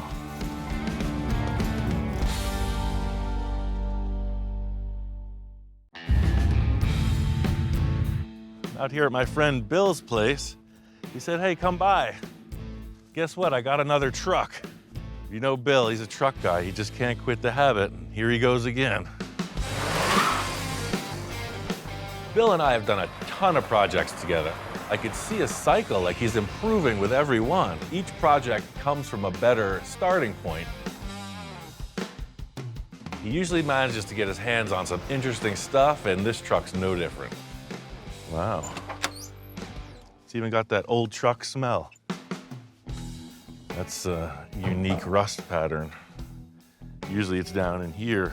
Usually you see all this gone. It says 61,000 miles on it. I might just believe that. Look at that, never hit, never painted, never known nothing. In a quest to live my life by the true metaphors of the universe, I will not judge a book by its cover, but I will give it a thorough once-over and then cast my judgment. This is like, yeah, barn find potential. Yeah, and in the rear, it's more of the same, just good, wholesome truck. In this day and age, to walk up on a vehicle that is in the unmolested, unchanged status, it's pretty unique. Hello, sir. Mr. Russell, my favorite fabricator. Wait, you mean there's others? No, I just have you. That's all I need. Okay, cool. This is quite a charmer, huh? Well, talk about a barn find. One family owned Huh. since '62. Wow. A friend of mine found it, and I went to look at it and just had to have it. Yeah, I could see why. I mean, it's in great shape. They started messing with the top and didn't prime it, didn't do anything, and of course, So they actually did cut that open. I guess. Okay, because I was like, this doesn't add up. It doesn't look like your typical rust. Seeing the rust damage on this, it's really impossible to know what's going on under the surface. The openings in this one are curious to me. Anybody that knows rust knows that this is just the tip of the iceberg. Everything seems to work. 3-speed with an overdrive. Nice. Most people looked at the roof and said, boy, that's bad. I looked at the roof and said, where's Ian? You know a guy with a welder, don't you? Yeah. Remember that old commercial, Mikey Likes It? Well, this is sort of like that, but it's Ian Can Fix It.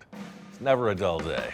There is something to be said, like the time machine scenario, right? Because Yeah. it's a real deal 62 Ford. Yeah.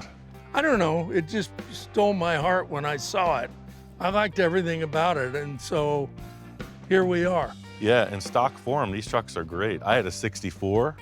It was a Mercury. It was from Canada. Oh, It was the unibody style, but I mean, had the V8, had all the stock stuff, and it just drove great. I'm feeling the Survivor vibes on this thing, definitely. I mean, there's something to be said for like retaining the actual, showroom feel, just rolling down the road in a bit of a time capsule. Plus, I know Bill, and sometimes, in fact, most times, it's better to ease him into custom action.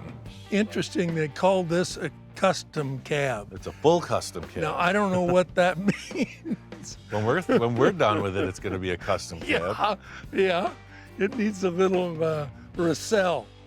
I like the drip rail. If you could keep that, I'd really. Yeah, I mean, I got some ideas already about that roof skin, but the primary factor is to get in there and stop that rust on the interior panels, because that's starting to get pretty chunky. I'm always excited when you come to work on my projects. I never know exactly where you're going. That makes two of us. One of my favorite things about visiting with Bill is he's always got a rotating stock, and it would not be a trip to Bill's without a quick tour around the neighborhood. What's going on with that? Well, the panel trucks, 46 Chevrolets, both of them, Wow. real projects. Huh. I mean, Need everything. everything. Okay. There's a lot of potential there. No doubt. It That's just, for as sure. you say, it's literally strapped together. Yeah. Fine piece of machinery. There's something about being a car guy where when the opportunity presents itself, how could you say no? That's a 1930 Pontiac. It's all there. It's got wooden spoke wheels. Oh, cool. It's a hot rod. This kind of like doesn't make sense. Yeah. Yeah. Potential for the museum parade car. Yeah. And what the heck is this thing? Now you're talking my language. One of the guys that works here part-time, Danny, is building that. Even got a motor on it. I mean, nothing says outlaw like a motorcycle with no license plates. Let's run it. I got one word, man. Chingon. Yeah, I mean, these are definite long-term potential, but let's stick to the order at hand. I agree. I'll get some ideas together on that unit down there, and we'll just keep thinking about these. I like it. Yeah. There's a few different ways about going forward on this particular project. Looking back through my mental Rolodex, I remember a friend of mine has something that just might work. It's a 62 F100 four-wheel drive. It originally belonged to a good friend of mine that I was a sailor with. And we used to drive this thing out in the desert, boondocking, yank the engine out, and I've pretty much been sitting on it ever since. Every truck's got a story, man. I love the bumper. I love the roll bar. Super cool. That's what we're looking for, 100%. Look at that, even comes with extra windshield wiper. We're in business. I guess I should have done some pruning, huh? Door hinges, the door jambs are all perfect. Look at that. And that's the driver's door. Usually they get beat up and worn out. It's been doing more sitting for the last 40 years than operating. Every parts search, I'm always looking for something fairly specific. And this truck doesn't have a lot to offer. It's fairly bare bones, but it's got just what we need. Yeah, we got a lot of rust in our truck up in here and some of the inner panels. This thing, I don't even think it ever got rained on, huh? No rust out in the desert. I'm glad I'm a desert rat. If you're not that attached to it, we could do a little horse trading and It's gonna have a new lease on life. at least parts of it will. The one thing about dumpster diving is it's not as easy as picking something off the shelf. It looks like this rig is missing a critical element. It's got no rear axle. Well, I got my trailer. Maybe we could lift it up and just drive the trailer, right under it. It's always a new page opening, a new story unfolding. Things get kind of crazy in the Wild West. You're gonna have to pull them tires. Got this thing loaded up, heading back down the hill to Mr. Bill's. All right, twin trucks. Love these mirrors. The roof skin is pristine. That's the big deal on this. I didn't realize this is a long bed. That's a short bed. Look at that, I could almost grab this one. Good thing we don't need the bed. Comparing these two side by side, it looks like this one has all the parts for the old cut and paste trick. I really do understand Bill's wish to keep this in like survivor mode. So I'm gonna try to do as minimal cutting into the body as possible. Maybe we'll be able to swap a little parts. Make one better truck out of two. Let's see what happens. I want to get right into it. Cut into old orange, roll the dice, see what the future holds for us. Fortunately, there's enough trust floating around that allows me to proceed as I desire. Yeah, the first step is just like an exploratory cut. I'm gonna try to just make it look like nothing happened. I just want to see how bad the rust is inside.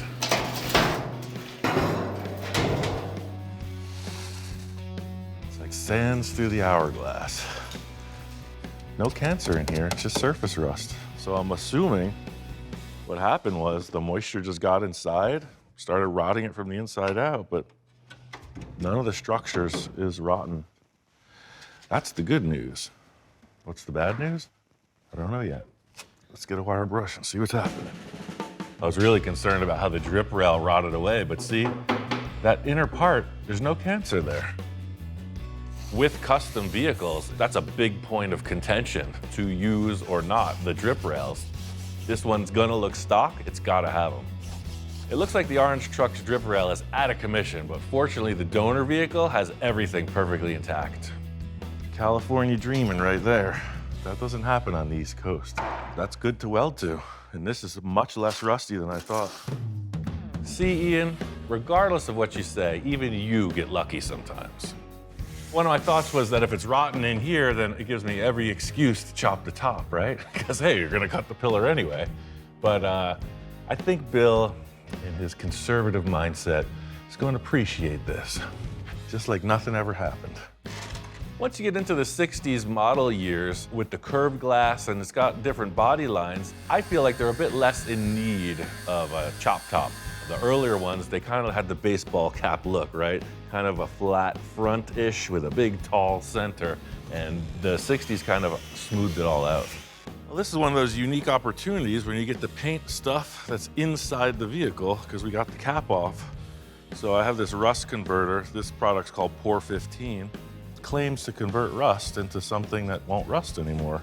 That's been successful for me. But you can see all this business inside is in darn good shape.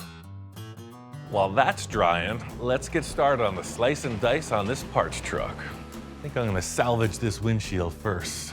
See if Mr. Bill's got a cutting tool around here. Unlike old orange, this window's in great shape.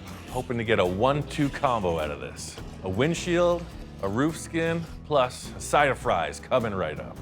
Yeah, this window's definitely been replaced sometime. Doesn't have the chrome like the other one. So it's aftermarket rubber strip. Give it up, give it up. Yeah, once you get these rubber seals up to about 300 degrees Fahrenheit in the desert's done, they start to stick pretty good. There it is. I know what you're thinking. Wow, Ian, you didn't break the glass. Well, I can be delicate too, you know. So on this one, I'm just gonna take the entire roof cap right off and then start to hog out from the inside, the exact reverse of what I did on the other truck. I think I just found an excuse to make that Roadster pickup truck I've always wanted. That back window doesn't look like it's the same flow.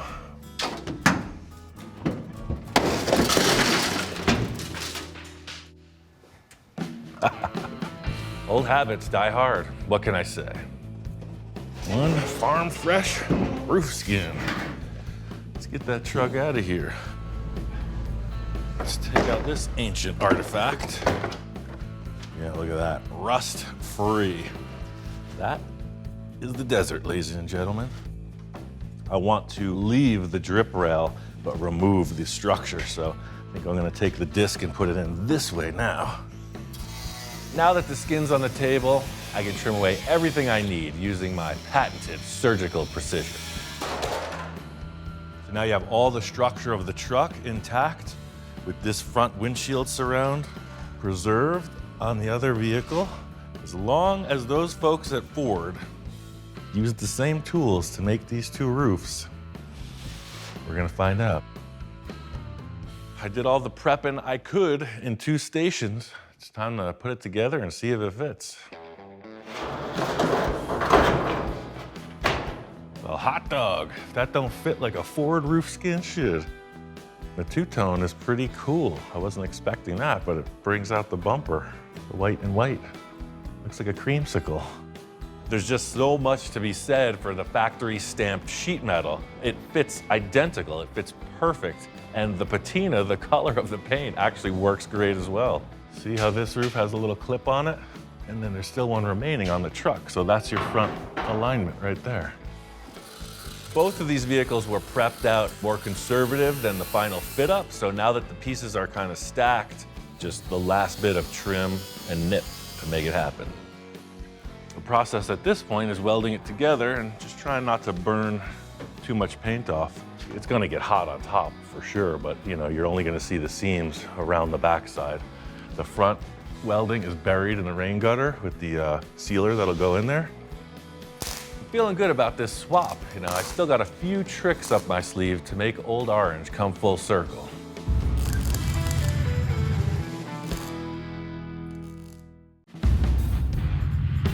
Got the roof skin buttoned up right on time. Here comes Mr. Bill on his trusty green steed. Master Russell, how is my orangey red truck? It's a little more like your white hat at the moment. Check out the new cap on this sucker. Oh my gosh, you put a whole new roof on it. Correct. And look at the drip rails. I changed those too. Perfect. Yeah. I didn't think you wanted to repaint the whole truck, right? No. Just give it a detail, yeah. Do a little touch up around where I welded, and Yep. it looks like it was always that way. That is terrific. White top, I never even thought of that. You made a real truck out of this. That is just great. It's good to see Bill excited on the progress. This kind of change is right in line with what he likes. You know, I did major surgery, but it looks like not much went on. When I saw the donor truck parked in my driveway, I thought, wonder what Ian's got in mind. Plots thickening. So the good news about that truck is it's got a lot of pieces. I noticed your parking brake was broken. It's got all the interior mechanisms for the doors. It's got a brand new windshield in it. So you got a few good things out of that. Oh, that's awesome. We'll pick it apart like a chicken. One thing that was bugging me is the fact that there's no rear bumper, you know? It's like, well, it's got a front, but there's no rear. You know, if it had a trailer hitch or something, it would add up, but it's just blank sheet metal. But I was thinking something a little more classy, a little more style to it, you know? I'm rooting through my own part stash, and I think I might just have one thing to solve this dilemma. It's a pretty generic looking shape, but it's got that interesting rise. It still has the same arch as that. It's just enough to be a bumper.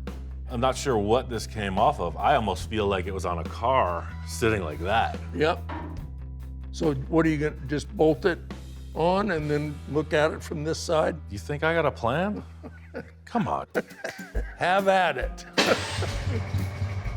I really do like the back of the sheet metal on this truck. You put the bumper in at the height of the lower portion of the quarter panel and it just flows right out. With a utility vehicle like a truck, a pickup truck, the bumpers are literally just that. They're for bumping into things, not much style put into it. So trying to make this look a little bit better, the body lines of the truck have so much to offer, I want to minimize the bumper impact. I'll use this line in the truck as a reference and set that side into position and see how far away this line got from that line. And that's how much we'll narrow it. You can see how high-tech this is. I mean, no expense spared in the rigging and jigging in this operation. So we got these brackets in here, and I don't want to mess with that because that's our welding on potential. We're going to narrow it in this vacant area through here.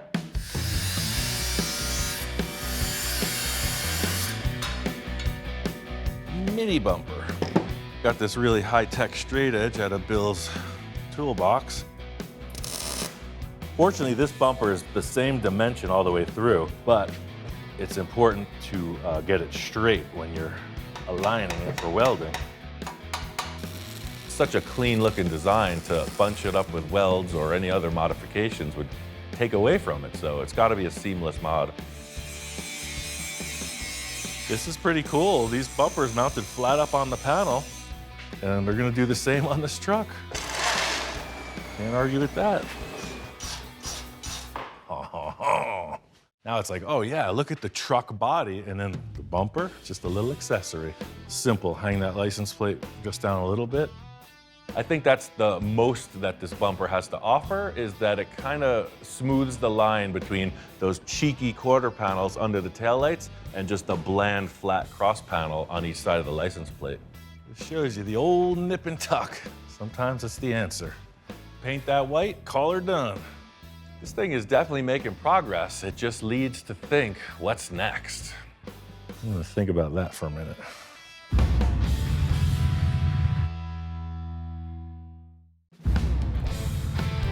We're out here in Pomona, Fairplex at the first annual Grand National Truck Show. Anything goes, kind of like an open invite. As long as it's a truck, come on down.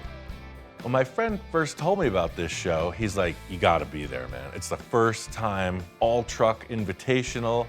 I was like, truck, yeah, let's go. But the big question is the El Camino a car or a truck? It's still yet undecided. I say this all the time, we are so spoiled in Southern California. I mean, this show starts at the gate, in the parking lot, walking in, all the way through.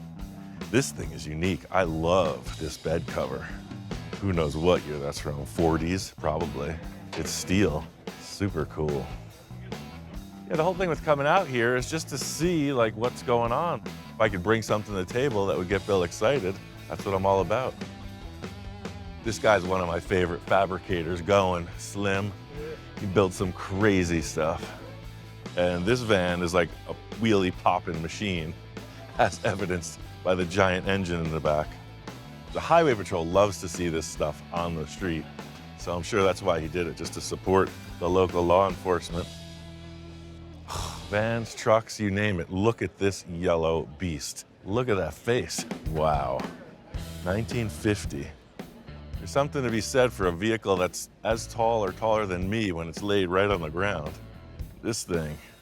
There's something about the cab overs, you know? It's the ugly duckling turning into a swan scenario, truly. These things are just big utility things, kind of ugly, kind of weird, but lowered down and customized, they are something. Is this your truck?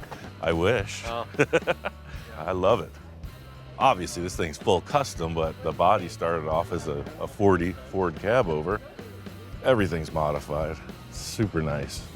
I love how they pulled the rear axle so far back. I know you get this all the time, but I just want to shake your hand. Oh man, good to see you. This is yours? Super nice. Super nice. You're a legend. Thanks, man. Love the rims too. Look at that. That's a big one. Take your big surfboards to the beach on that one. Trucks like this just really do prove that the survivors, you know, there's a strong love for trucks in general, but when you see one that's pretty much intact and original, it's just like, that's worth showing. Never been painted, never been wrecked. It can't be stressed enough, there's something about the real deal, and that's what a survivor represents. Look at this 1980s fantasy machine. Look at how many shocks this has. I can't even count that high. It's got shock absorbers for the shock absorbers. Hot pink boots. Come on. This is the heartbeat of America right here. Look, it's got a cell phone and a television. This is modern. And this truck has it all. Suspension's crazy modified. It's body dropped. Can't really get much lower than that. I probably couldn't even fit in there. At a show with this wide of a range, there's no way to pick a favorite. I mean, it changes minute by minute, actually. Everybody's got their own vibe, right? So it's like, well, who would take a really cool Blazer style vehicle like that and put so much effort and love, and meanwhile somebody else is like, I want my truck as low as possible. I'm gonna mold the bed so it's barely even a truck anymore. I mean, huge amount of work to make this thing. Huge C-notch in the back, bunch of old barnwood. It's rad. This thing's serious business. It's barely even a truck anymore. This thing's a race car. This is cool. This reminds me a lot of the truck I did for Bill, where it's just like, truck this early never existed as a sliding ramp truck, you know? It's just like, wait, something's wrong. To me, it's all artwork. It's 100% a feeling. Wow, look at this. I love it. It's just like, I like that. It says 1925 Ford Model T. Zipped T. Super, super neat. Just the proportions are total cartoon. It's great. So that's just the parking lot outside. The actual show is in here. The theme here is sort of like the Amber Award, the America's Most Beautiful Roadster. This is the world's most beautiful truck. So all the trucks in this area, they're up for the big award, and you could see, I mean, it's no holds barred. Seemingly no expense spared. These guys, or gals, or whoever, have got some serious dedication.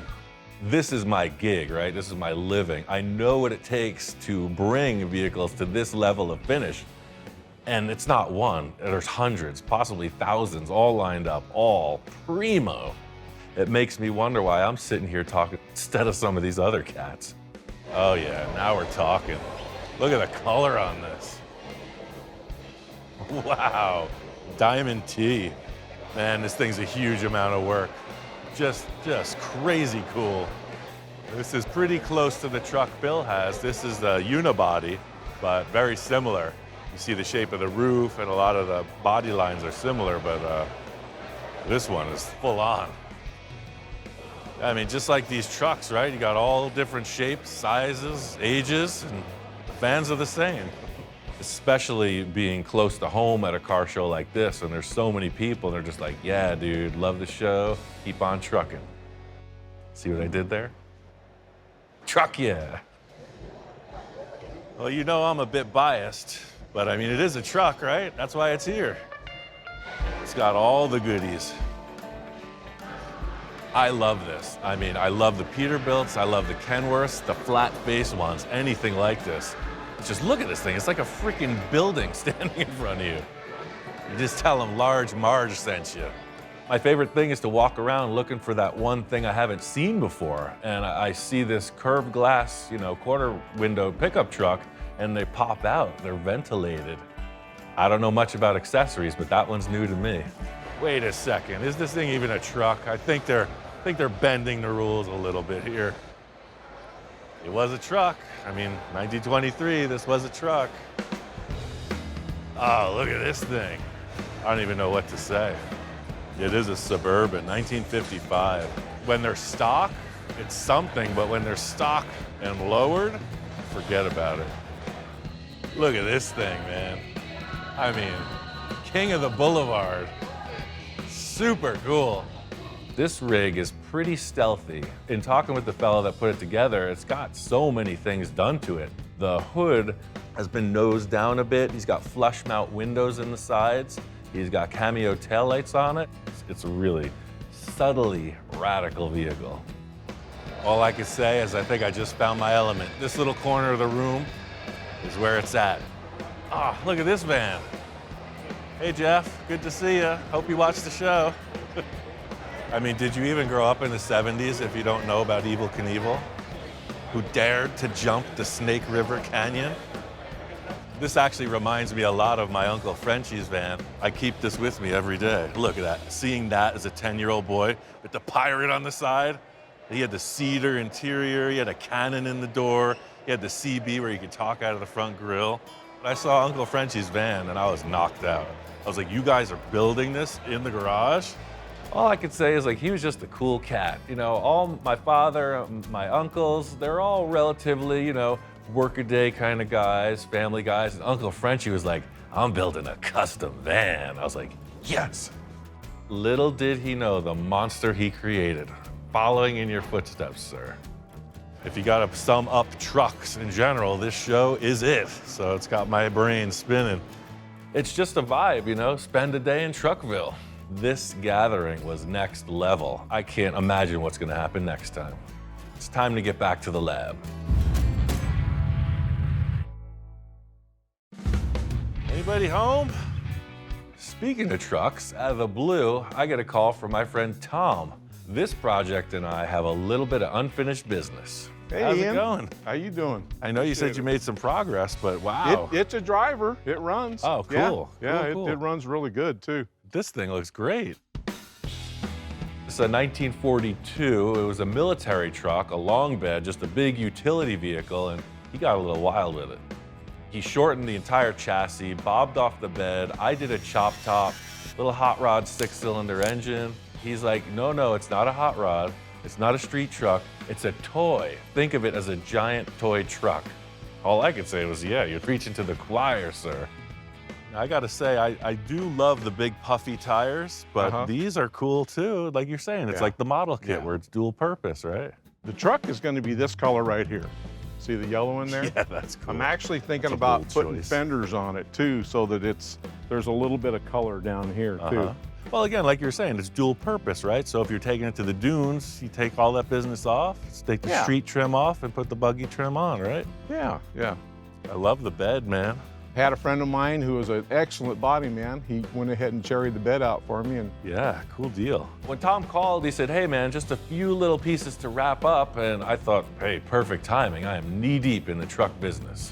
All it's missing is a rear bumper. I see what you're saying. my idea is like a Nerf bumper. You know what I'm talking Sure, about? It's yeah. rounded ends on it, and it's from the 50s. I think the late 50s, early 60s, and it was, I think, originally from a race car, the backside of a race car, because they didn't have starters in them. They used to push start them. Well, I remember these were 1.5 rounds, so I just brought some 1.5 tube Okay, and some bends, and maybe we'll just come up with an idea. okay. You're the artist, man. I'm Well, let's not overstate things. I'd like to see this thing run. You gonna pull it in? Sure. Heck yeah. It's got the twice pipes. It is exactly like the toy that he was describing. I mean, he was talking about these magazines and showing me different model kits, and I'm like, yeah, dude, like that's exactly what it would look like in the 60s, no doubt. Hold on, never mind this truck. Look at this thing. This is the real deal. That was given to me. What?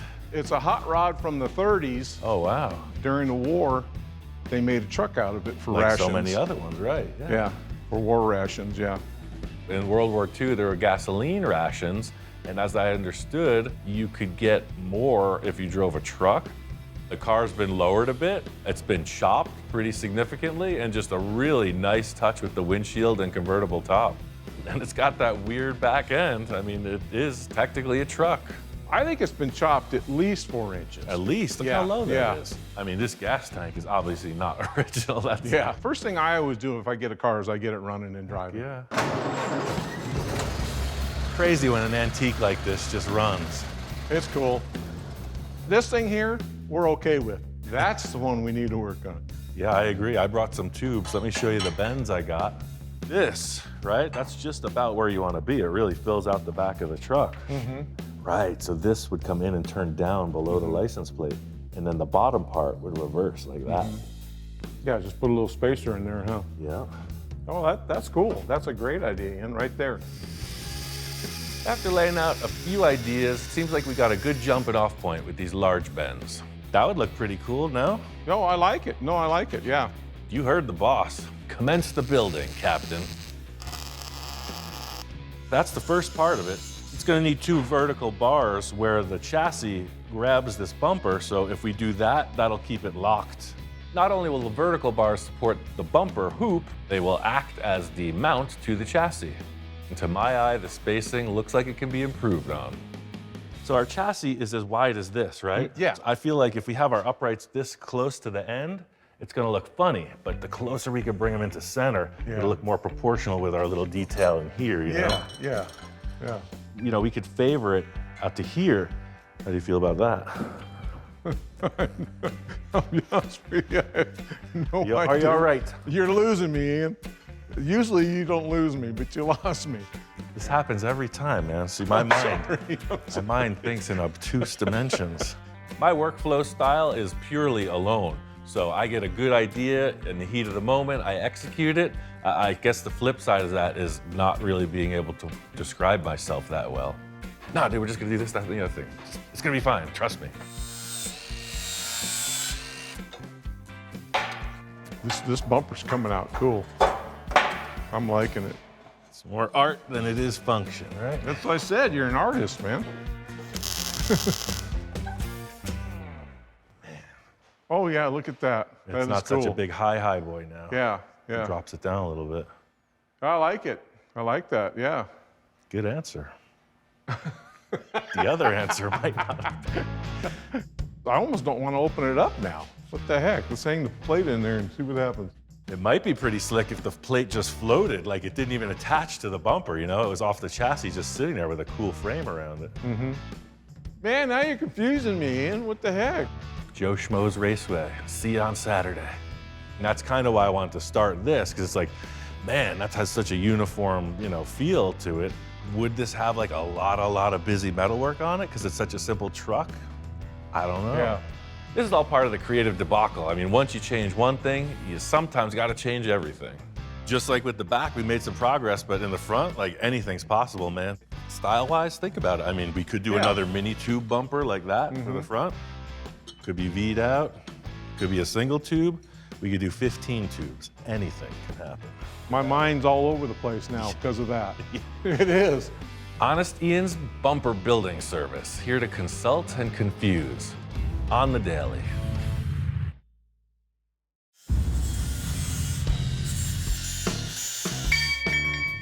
I gave Tom a bit of time just to give the old stare down and see how he's feeling about this bumper.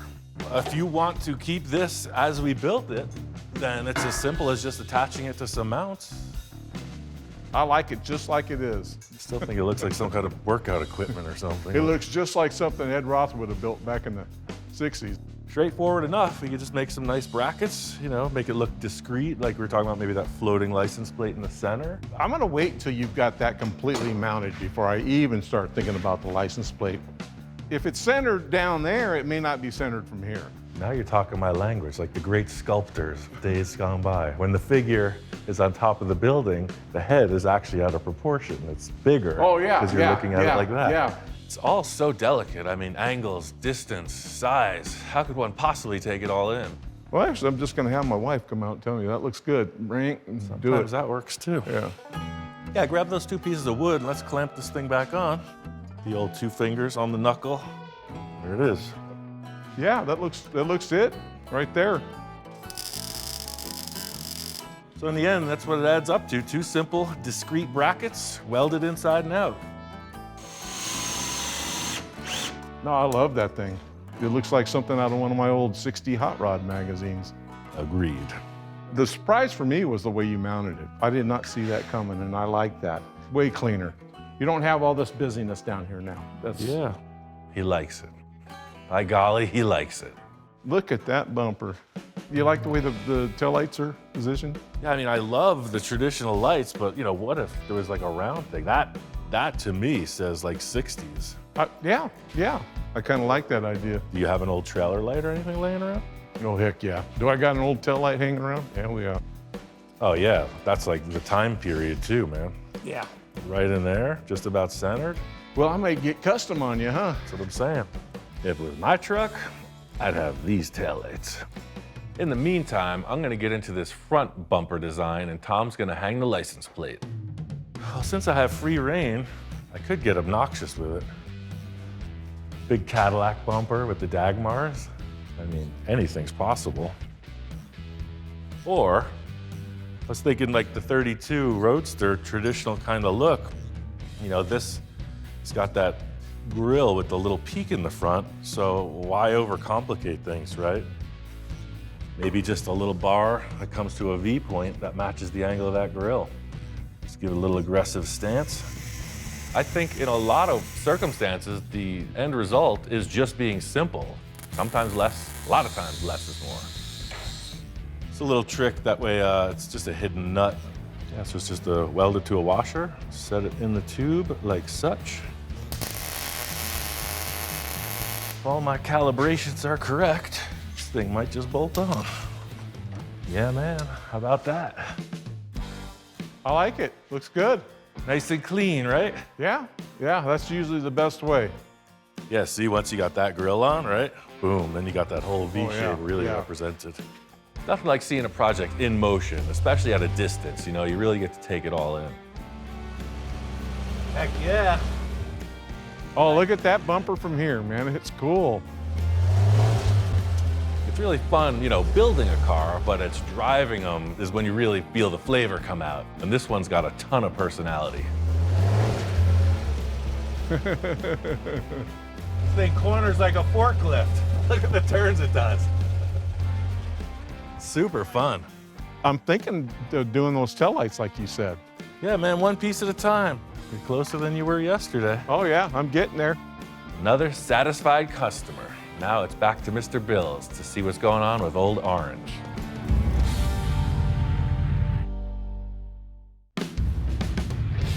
Back out here at Bill's Ranch, and he says the truck is ready to rock. Well, there's your pickup. Had my guys do a little work on it. Yeah. Doesn't it look great? I love how they treated the paint. Yeah, my full guy does a good job. Yeah, no kidding. Look at that roof. It's like it was never even changed. Yep, the roof is perfect. Cool job.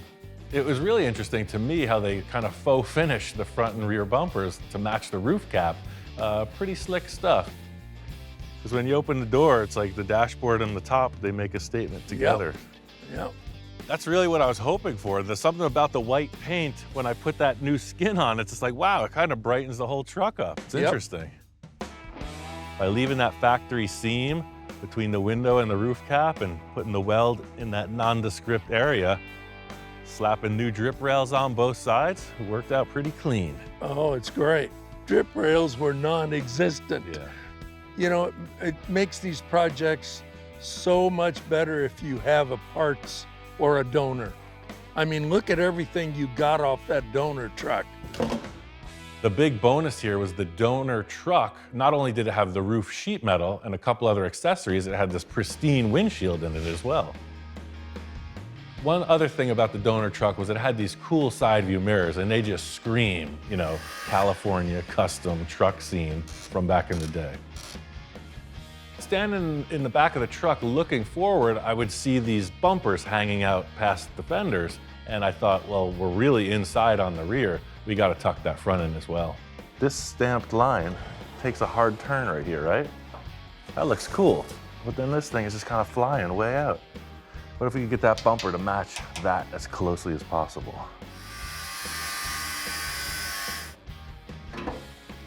This is gonna turn something like that. I think one of the goals with customizing is to make the vehicle more seamless, make it look like a lot less has been added on. This bumper does have a more molded to the body shape now than being accessorized. The key mandate with this from the start has been like old school, survivor, kind of stock, but different. I love the back bumper instead of the big clunker commercial diamond plate thing that was on there. The chrome was the only thing bothering me about this back bumper, so I love what they did. It just looks like it was always there. I don't even know where that came from. I can't wait for the person that tells you. Yeah. I love the wheels and tires too. It looks like it should be that way. Yeah. It's just some subtle things you did, and it's a survivor. It's great. I love everything about it. I wouldn't change a thing. Sometimes it's better just to leave it alone. Hard for you to do. I didn't say that, but it worked this time. I want you to take it for a ride. It runs good. I want to know what 1962 feels like. There you go. Purrs like a kitten. Sure does. This thing sounds good. The cool thing about this truck is it's got a V8 in it from the factory. This truck's got a lot of torque. Man, manual steering, manual brakes, roll-up windows. That's what's happening. It's interesting, you step into this thing and it's like a time machine. All of a sudden, Bill's telling me war stories from back in the day. He's having flashbacks. I tell you, 1962 was a mighty fine year. Yes, sir. I've driven a lot of different vehicles, but there's something about the pickup trucks in the 60s, they really hit a different stride. They went from this almost tractor-style driving, like very archaic, to this thing, even with a solid axle, it's got smoothness and it's got power. I'm not sure what it is specifically about trucks, but it's kind of like the family dog, right? Where it's just like, it's always there, it's always reliable. It's just a unique thing. gotta say, it's authentic, man. Yeah, I think it's a keeper, Ian. Bill is one happy customer, I gotta say. You could tell in the tone of his voice when he's satisfied and he's like, yeah, this is just what I needed. Everything about him has always sort of been the same way. He's like, not as wild as you, man.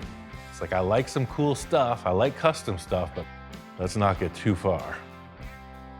It's interesting how things stack up. There was a lot of trucks going on in the past month or so, so I don't know, maybe I'm getting the itch. Might be time for one for myself.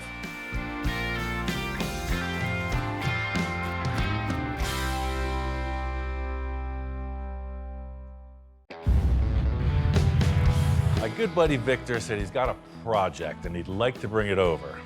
Now, this door-to-door delivery's got me a little suspicious right out of the gate. This isn't the first time Victor's shown up with a pile of parts, but the urgency seems a bit new and invigorated. Surprise. Right? It is a surprise. I see some stuff I recognize, but some stuff I don't. It's a Volkswagen pan, and you know I'm not a Volkswagen guy. You know I am. He's brought it to the right place. That's why it's here. Me and Hector were playing with it a little because I wanted some other kind of Roadster or something, but with Ian's touch, you know, the Ed Roth feel and his space junkie vibe. Yes, sir. I said, who better could put this puzzle together and make it look cool? I think you're looking for an excuse to get some extra sheet metal out of your yard, but hey, you came to the right place. Clearly, the tables have turned. Normally, I'm the one that's pitching all the crazy ideas, you know, cardboard, masking tape, all the envisioning tools. Here it comes. Even in my backyard, the world works in mysterious ways. I see your envisioning tools are hard at work. It's just a wedge, just straight up, looking like a log splitter almost. Just something comes straight down to a sharp blade in the front, huh? This is your name written on it. I mocked this up mainly so I could get my space of where the interior was gonna go and that I fit in it. This here, to me, feels right. The rest is whatever you think. I got some extra parts. If you could use them, you use them. Always with Victor's pile of parts, I'm seeing things that I recognize, but he's always got that wild card he throws in. I never know when it's gonna strike. It needs just about everything, but I'm not sure how that metropolitan body translates to this exotic shape you're describing. I think these little Metropolitans are awesome cars. It's just like for customization potential, there's not really a lot going on there, but hey, you gotta start somewhere. Sleep on it, let the stars affect you out here, and you'll feel it. Ladies and gentlemen, he has a dream, and the knucklehead to fall through with it. Here's some options. I brought you some tires. Check this out. That's a big one. If I wasn't confused before, I definitely am now. I thought we were doing like Hot Rod Roadster. It looks like we're heading to the Dub Show. That's some serious tire compared to what you were working with. Look at the way that looks now. It's got that look. It's got a look all right, I'll give that to you. The body, your wedge, I call it a piece of cheese. You could call it the cheese biscuit or whatever you want. I've threw out some wild ideas in the past, you know? I'm always open, fair game for creativity, but I don't know. May I introduce our latest project, the cheese biscuit. There she is, look at that. An image is worth 1,000 words. The Metropolitan, I mean, do you see that incorporated in this? I don't know what I'm seeing, man. I'm gonna have to think on it. Hey, I got some more stuff behind my truck, and I think it might I'm getting heart change the palpitations. vision. I don't know if I could stand this. What else is there? At the beginning of every project, it's just important to stay focused on the big idea. Victor's bringing up references, Space Junkie, Ed Roth. Even though the starting point's not looking so hot, the idea is there. Check this out. What is This this? is off of a Studebaker Hawk. Oh, yes. This is the one missing link to human civilization. Tell me that wasn't made for this. Holy cheese wedge. That is what's happening. Look how the spear points right at the front spindle. Phew. I mean, that's the game changer right there. All the proportions are pretty wild, etc., but once we put this fin on, it's like, whoa, okay, now I see where we're going. Big fire starts with the strike of the match. You just need one thing to set it off. Of course, I understand. I just brought you the parts. That's 2%, you got to do 98% of filling it in and making it all work. It's almost too easy. Simplicity. Like, aren't they all? I got more parts. No. A lot more parts for the front and for the back. Anything goes, whatever you feel, do it. Use them or don't use them, but do what you do. You have more faith in me than I do, man. I love it. You're the wind beneath my hat. It's awesome. I got my work cut out for me on this one, and it's nothing an afternoon of fabrication can't fix. Put this thing back in the shop, and I gotta say, this is a super loose mock-up, probably one of the loosest we've ever started from, but he said I have free reign, right? That's what I heard. So I'm gonna do what I think needs to be done. I love the idea of building a concept from nothing. Victor pretty much came in, made a bold statement, and dropped the mic. He's like, that's your job. So we can reference that should we need to. All I've ever wanted to do is just build my own stuff, so Victor's showing me that opportunity. All right, we got this mouse trap out of the way. He's talking about these rims, 22-inch diameter rims on a Volkswagen. Let's just see. Take a moment to digest the possibilities. I'm not 100% feeling those rims. I'm not opposed to big diameter wheels, but something about the stagger, right? You want big in the back, little in the front. That's the hot rod flavor. Looking a little like a roller skate at this point. Victor likes big rims and he cannot lie. Now we're getting somewhere. Helps, we're trying to hide that engine, so we're trying to pack as much material around that as possible. Those rims do just that. Wheelbase is way too short.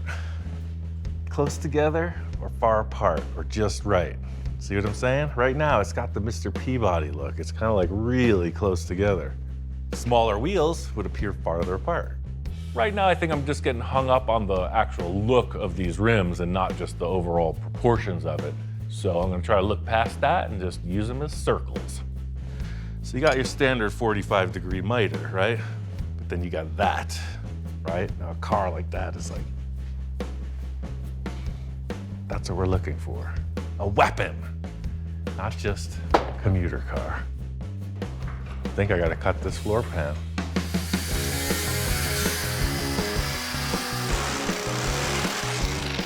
Ooh, look, there's a pearl in there. It's like an oyster. I think that's a good omen. Check out this ride height now. Showing. Now we're getting somewhere. It's gotta be that long. I mean, it's just like that. What part of that didn't you understand? Out of all the parts that Victor dropped off, one stood high above the rest, the crown jewel. Look at this. He is the swap meet king. Yes. Sometimes you just need a few things for the mock-up to start to take shape. I mean, this wheelbase, this shifter, because heck yeah, this is a perfect lead off into the flavor of the car, right? It's that cartoon hot rod. Look at this shifter. I think I want to get that Metropolitan body chopped up and just see if that affords us anything, any clues as to what happens next. I got that car all whacked apart. So Victor brought this menagerie of parts as usual. We're gonna try to do something with these fins and these two sides of that Metropolitan. This is the beginning of a delicate dance. Stacking parts, arranging parts, moving them around, and at this point, your guess is as good as mine. See, when I saw the Metropolitan body, I knew I wanted to wedge the front of it down to get it as low as possible, and man, it's got that kind of a wedge shape already. I know the wheelbase is gonna be longer. How much longer? I have no clue. As much as I like that tire centered in the fender well, I think the back of the car should move as far forward as possible. Tuck it right to that engine, I think. It's a moment of truth. Weirdo-rama. Oh no. That is kooky. All of a sudden, it looks really, really tall at this point with that fin stuck on there. Let's see if we can make this door hinge and look as low as possible. With this Metropolitan body, I see a way to minimize the body height, but I don't want to get into sectioning this, bringing the hinges closer together. So I'm cutting right through the bare minimum this door is going to need to stay in place and hinge. So that's as low as it can be. Space Junkie was successful because it was so squished. Let me see what it takes to take off this door handle. I might just cut the whole top of this body off. At this stage of the game, I'm basically grasping in the dark. I have no idea what I'm up to. Just looking for that thing that's like, ah, there it is. So I'm gonna take off that front tire and use it as a template. I wanna be showing the tire complete, so now you can see that panel doesn't look so big with that massive hole cut in it. Sometimes you just need 3 tires for a 2-tire job. I think I'm gonna cut the top of that door off. See the camel hump on the front? It's no bueno. It's got a swing. Ring-a-ding, swing, baby. Just going for a feeling. It's going for a good vibe. It's gotta have a lot of cowbell. It's gotta be special. I'm thinking like that would be the turnaround. This cool little ribbed detail. During this process, you have to use the gentlest of touches. Like picking a rose when in full bloom. Here. Easy. Pretty loose arrangement, eh?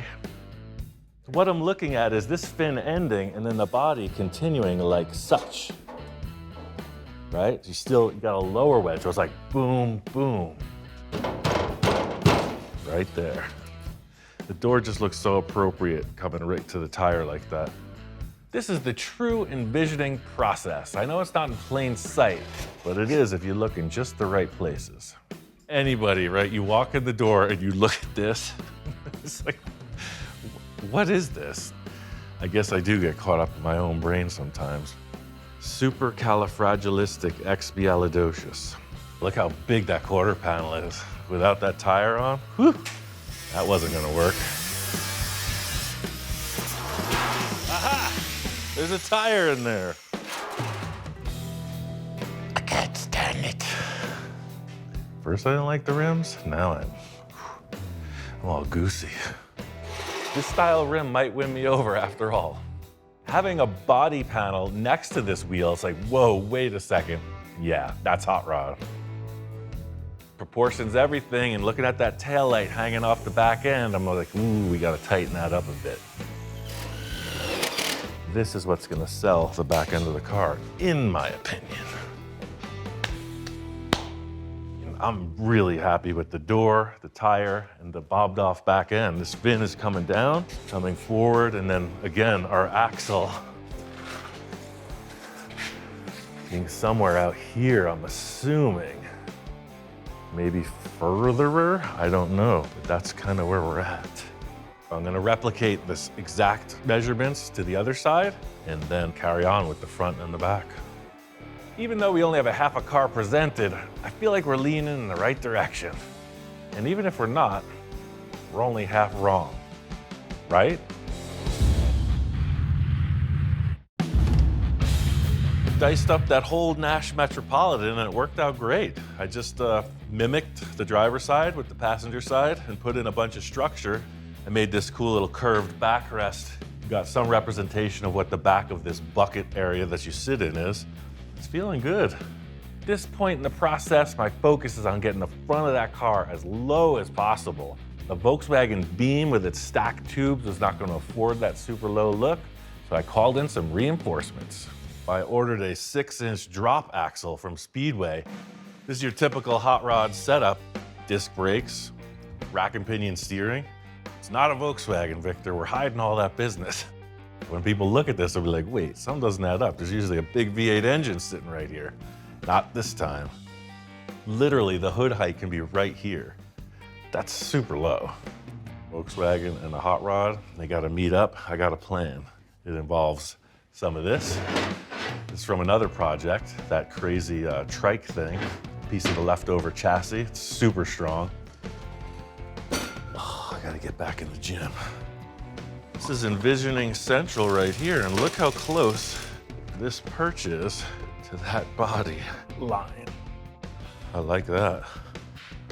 This is what I was seeing when he showed me that wedge silhouette. It's like extremely low in the front. And when I saw it on the VW, I was like, man, it just doesn't work. You got these two shocks coming way up. This is gonna work. I mean, usually we talk about like, oh, waist-high car, knee-high car. Now that's a toy. I think this wheelbase is perfect. I want to get this thing into like a roller status and then consider what's happening with the body. Looking at Victor's mock-up and looking what we have here, I'm seeing a straight shot on an angle, front to back, right to the front spindles. Cheese Biscuit has an angle. It's sharp cheddar. I think for right now, I'm gonna bolt these heim joints right to the pan just to get some kind of a reference. To all those that say I don't even have a tape measure, well, I found it and I'm using it. This is one of the only times in life where it's hip to be square.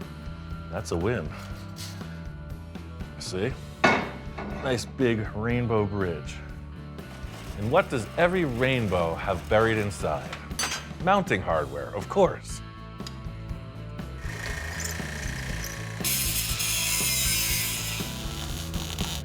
Boom.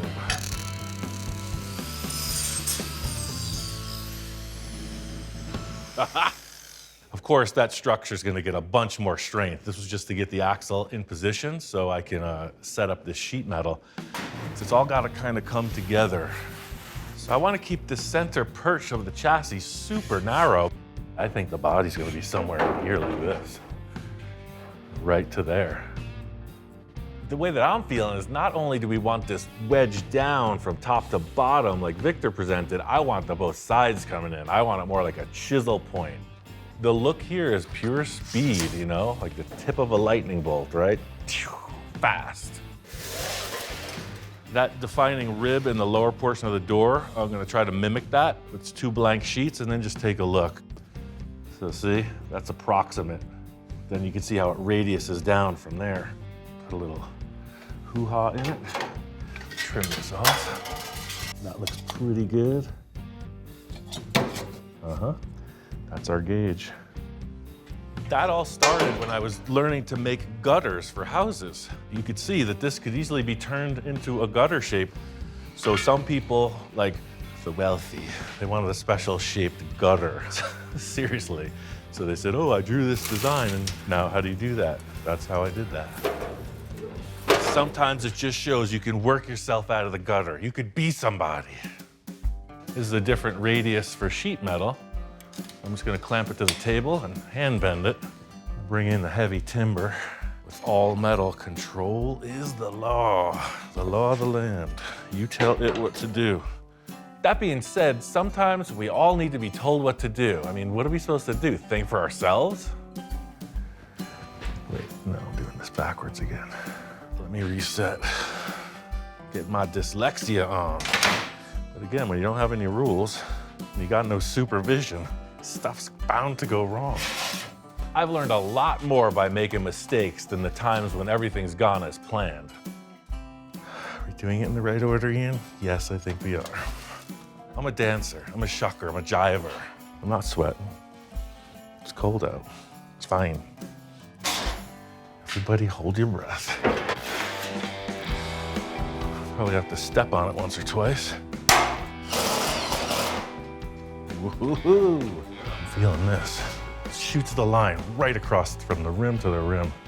If Victor doesn't like that, we're gonna have to have a serious discussion. I gotta say, it was a little dicey.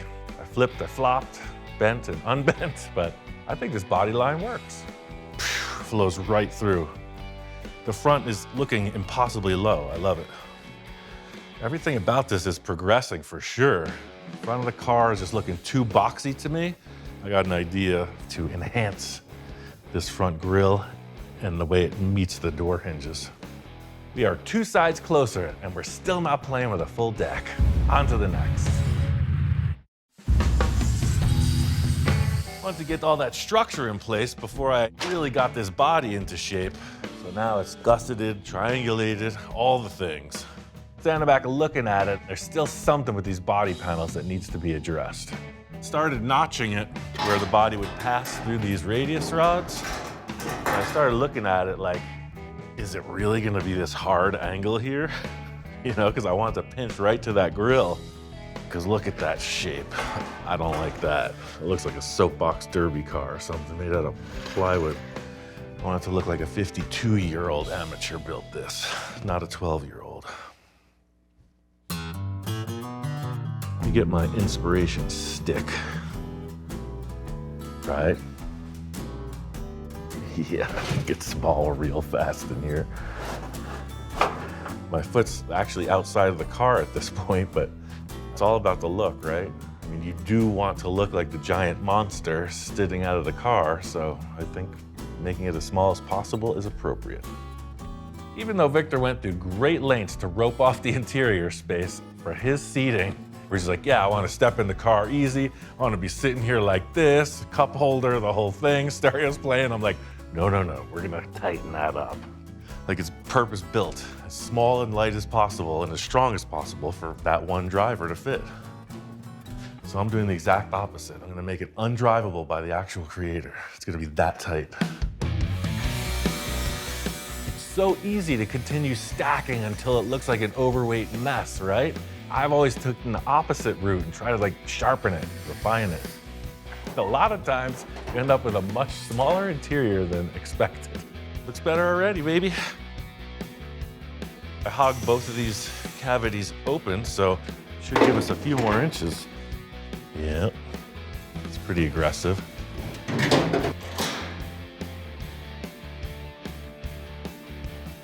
Looks good from here. I think the choice to cut this floor pan into a triangle shape was the right one. I mean, looking at it from the nose now, it's got the flow. All the envisioning in a world really doesn't matter at this point. It's all about getting things in line and all the structure in.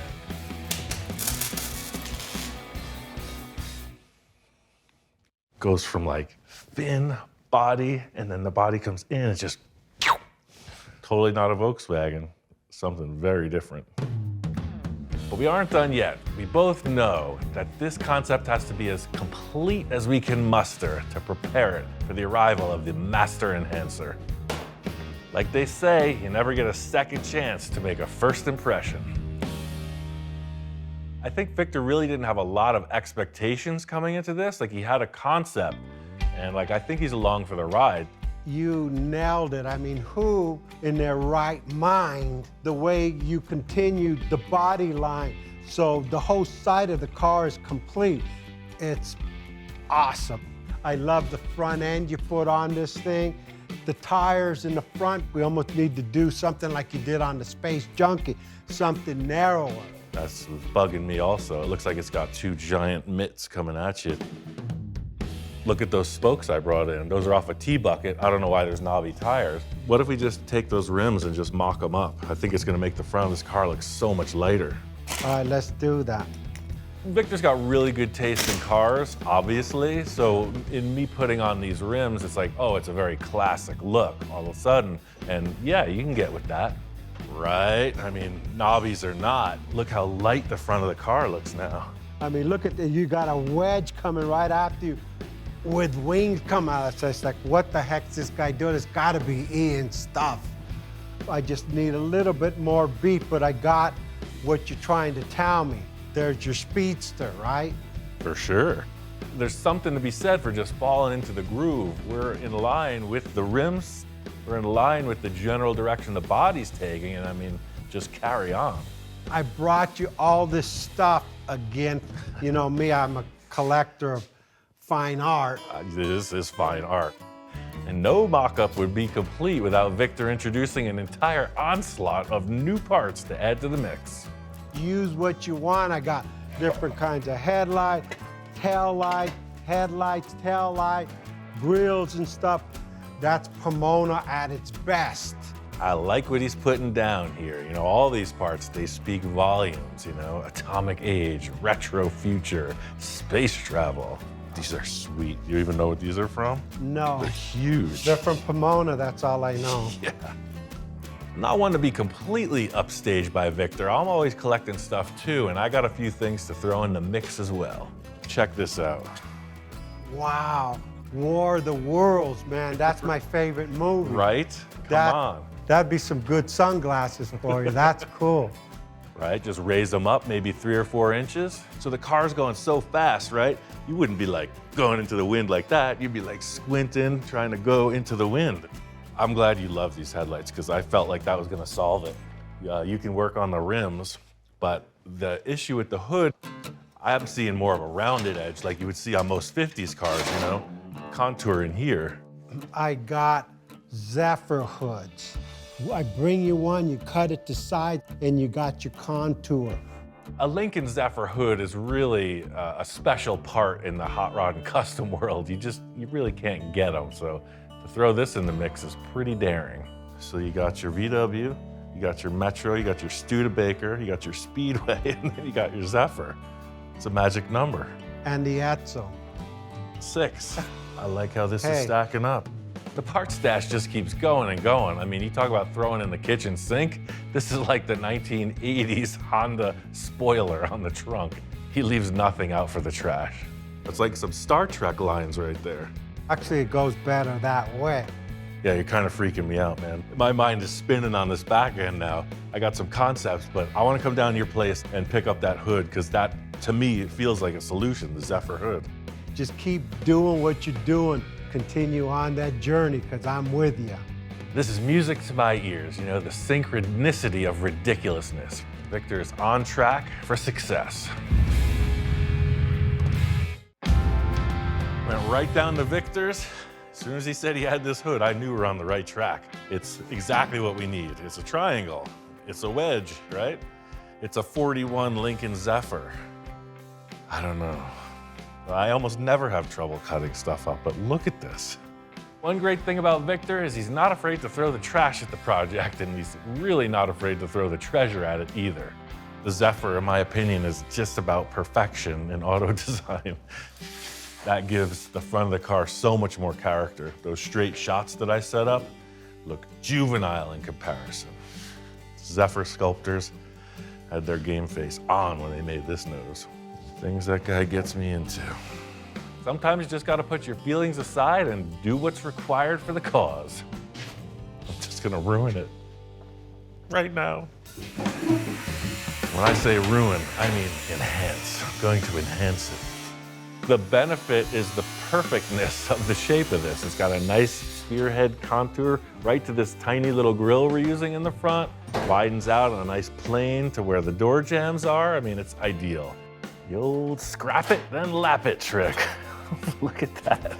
You saw the cardboard mock-up. It was like a big box on the front, right? This puts the shape in it. I mean, just shape, like right now. It's just a matter of getting that top stacked appearance off of the back of it and then tapering it to fit the nose cone so that it guns down. It's still a little bit high in the front and high in the back. Sometimes we just have to be pushed into the evolution process. I mean, yes, Ian, you are worthy of putting awesome parts on your car. Ooh, look at that puzzle come together. That is a savory stew right there. I decided I was gonna cut this hood dead center. Knowing Victor, he's probably gonna put a little peak with some filler, so a weld seam hidden in there is ideal. So this is all screwed together. It's nice and strong now. It's gonna be a long seam to weld, so the screws are gonna hold it in place perfectly, so I could take my time welding. I'm gonna pop these side panels off. You can see how straight shot these tubes are. So the sheet metal is just following that. So now the sheet metal is gonna follow the curve of that, which should make it more better.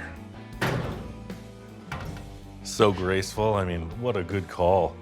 These sides are just gonna follow the contour now. I'm gonna take the suspension off. Unfortunately, I did cut those holes in the front. I'm gonna have to do some piecemealing back together to get around that. Apply the sides, continue on. When you're sitting down at dinner in a nice restaurant, steak dinner in front of you, that's all you're thinking about is the final product, not the goings-on that happened at the beginning of the process. This is exactly where I want it to be. I mean, look at the great shape. It's just not even triangular anymore. It's just like graceful, like a boat. I mean, Zephyr's a beautiful car. It's a good candidate for our butcher job. I am dying to put the front axle on this just to look, but we're not running those tires. The openings won't allow the radius arms to go in, but I mean, the body shape to me, feeling it. There's still a big issue of missing car on the back of this project. The only thing that's in the way in the back is this fan shroud. I have to work around that, otherwise I could do anything I want. But I want something kind of exotic. The Nash Metropolitan is a very flat, draped piece of sheet metal. 54 Chevy has the same look, just a nice round deck lid. I was thinking maybe about that. I also remembered I had some VW Type 3 deck lids, so I put that on there. And it's like, well, that looks like the back of a car to me. It's got a cool shape to it. I think it needs something more than just that. Like, what does it do? Just go straight down in the back and then a couple taillights? That doesn't look very interesting to me. I want it to look like more exotic, you know? When you look at it from the back, it doesn't look like any other car. I had a lot of consideration about what to do on the back of this, you know? Anything goes, but what do I have on hand? I had another one of these, same unit, right? What if you just put them together like this? Look, they match. That's like the back bumper of a UFO, if I'm not mistaken. This is pure sculpture at this point. That's my favorite thing to do, so it only follows that that's all I think about 24/7, right? Just might work. I love how it's like a super exaggerated roll pan. I love the orientation of the fins and this curve right here. So it's coming into your eye, it's coming down and back up right here. We're talking about the wedge, right? So it's like from here to there. Just gotta come up a little bit more.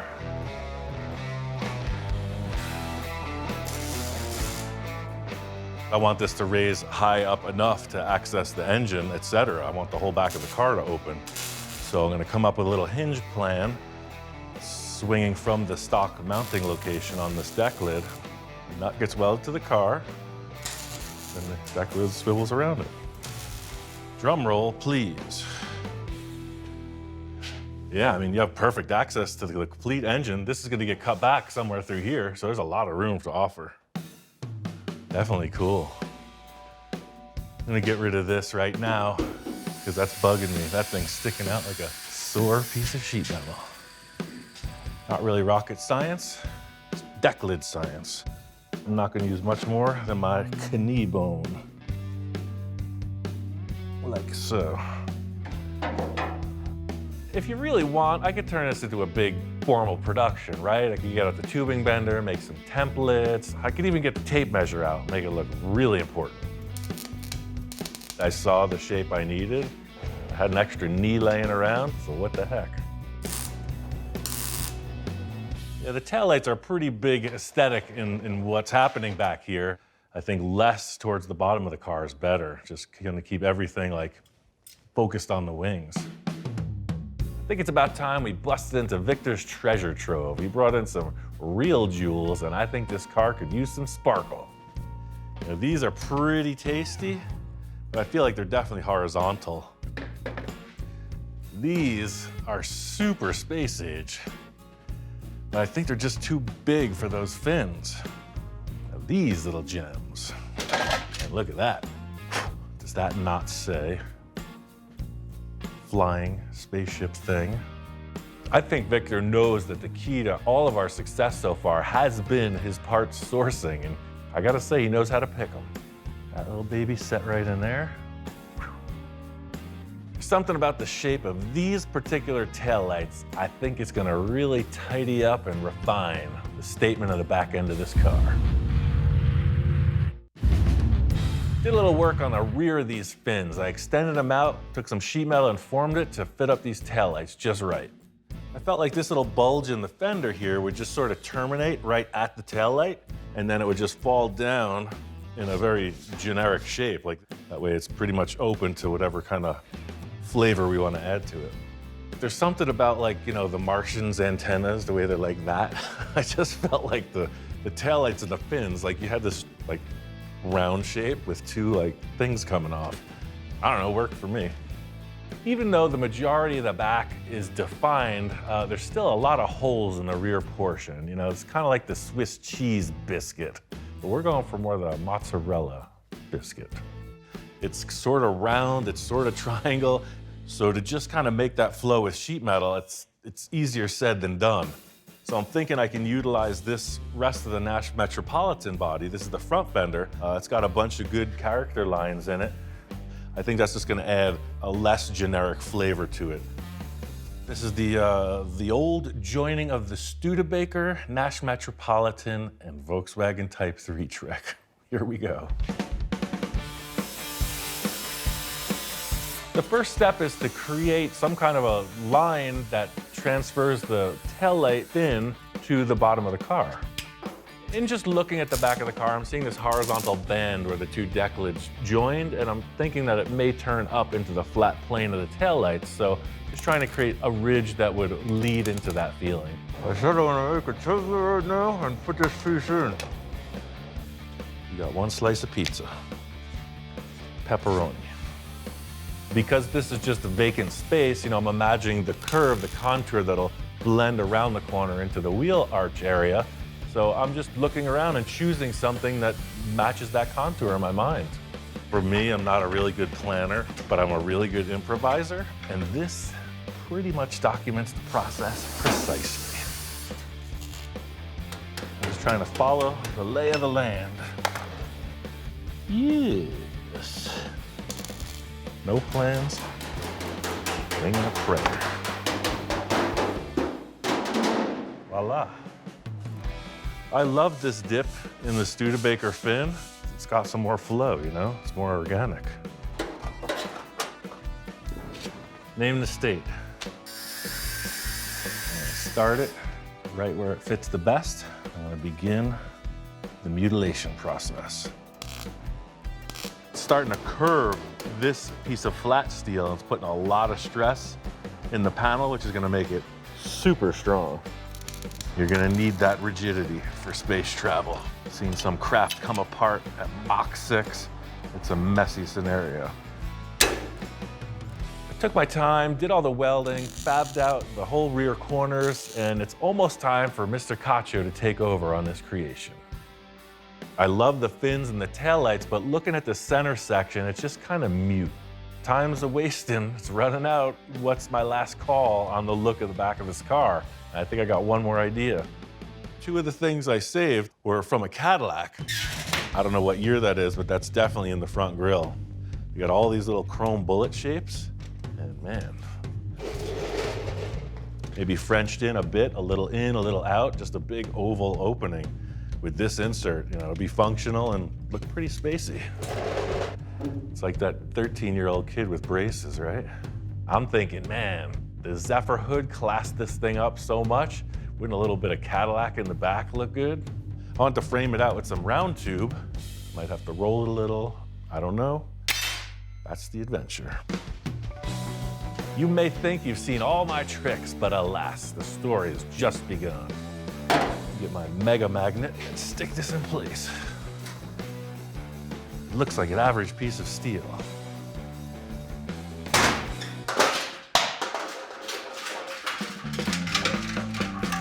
That's how powerful the magnet is. Could pull a wall down if I'm not careful. Hours of fun with your friends. Love it. So you just stick it on the car, stick your piece in place. I think I'm gonna pull it down a little bit because I'm seeing like a graceful arch. Been on the horn with Victor. He's doing some serious thought and gathering for this vehicle. I think it's ready to head down to his shack. He says he's got his interior mind going. Victor is the fit and finish master. He's like, no, you just hung the skin on the body. I'm ready to dress it. I've seen him be reasonably conservative on some of the projects, and I've seen him go off the walls on others. So this thing, who knows what could happen. I'll just put this wire to hold it as a reference, but that's kind of the look. This really added to it. Now the deck lid has some dimension to it. It's like an alien face. It's pretty weird. That was the last major aesthetic change. We're still working on some concepts for the windshield and dashboard. I think the momentum is building. This car at this point, as wild as it looks, it's still a blank slate. Once it gets into Victor's hands, all bets are off. The only thing I can say for sure is that we're not sure where it's gonna go from here. Let the dice roll. Victor called me down to the Cacho residence talking about change. Business as usual with this guy, always hustling. Check this out, Ian. I might need a few more slight enhancements. Yeah, as usual. Wait, what? Wow. Whoa. Talk about a jaw-dropper moment. I'm just like, wow. I'm expecting a car in the middle of some kind of crisis. This thing is awesome. Holy moly, you've been a little busy. I slightly changed a few things. I can see the changes. It's orange now. You wanted a cheese biscuit, you got it. It's done. It's finished. It's beautiful. It's even orange, like sharp cheddar. I love how you changed the fins, because you kept saying like the grill looked like an angry rat with the ears sticking up in the fins or something, but this totally fixed it. One major change in the back was the taillights are disappeared. He rounded off, and I gotta say, good call, man. It looks smooth. It defines its own look, right? I mean, tell me when you've ever seen that before. Never. It looks great. I just wondered, like, you know, what are you gonna do for taillights? I got taillights. just I'll didn't never put 'em live in. that down. Everywhere I go, where are the taillights? Stay there. I don't want to take that heat anymore. Taillights. Oh, right on. Stealth mode. I think the car is a little bit of everything. It's futuristic. It's definitely got street rod vibes. The classic panel shapes of the old cars we used are represented, so it's kind of a mashup. It's its own thing. And the original bubble topper where we started blowing bubbles, I brought it and made the windshield out of it. Right.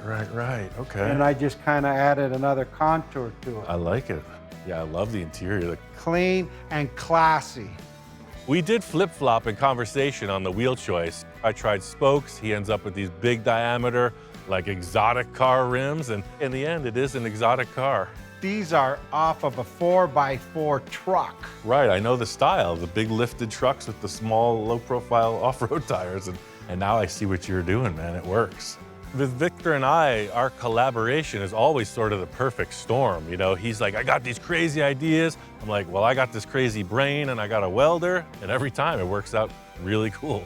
You know me, I'm a fanatic. No, Once I get no. started, Don't say that.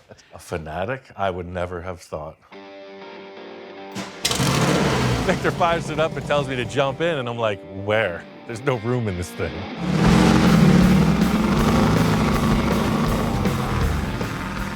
This thing's right out of the garage, so he's like, hey, let's go up to the park, do a few laps, see how it feels, you know, see if the tires are gonna fall off. My first ride in a Roadster just sealed the deal for me. It's like a chopper with 4 wheels, and you got the same vibe in this car. It's very light. The arrangement of the chassis allows a guy 6'2" like me, I can put my legs way up in the front of the car. There's tons of leg room. You're right on the road. It's loud as heck. It's super fun. That's the weirdest Volkswagen I've ever ridden in. I've ridden in some weird Volkswagens. I think the Cheese Biscuit is gonna get renamed to Cheese Whiz. This thing moves. I was never a Volkswagen guy, but now, hey, I think I converted. Do I need a sticker saying Volkswagen guy or something? Yeah, I can get you that. I got your t-shirt also. That's been my experience too. You can look at Volkswagens and not like them, but as soon as you get into one, the charm, it emanates. You can just feel it. I think in Victor's heart, he's like an all cars guy in the end, but this is just a good example of his versatility. Your fab was incredible. The finish came out better than I anticipated. And hey, she's cool. I'm happy. It just keeps getting weirder and weirder, man. I don't even know what we're gonna do next. Believe me, we'll figure it out. Crazy thing about wrapping up a project with Victor, he's already starting on the next project. This one, the paint ain't even dry yet.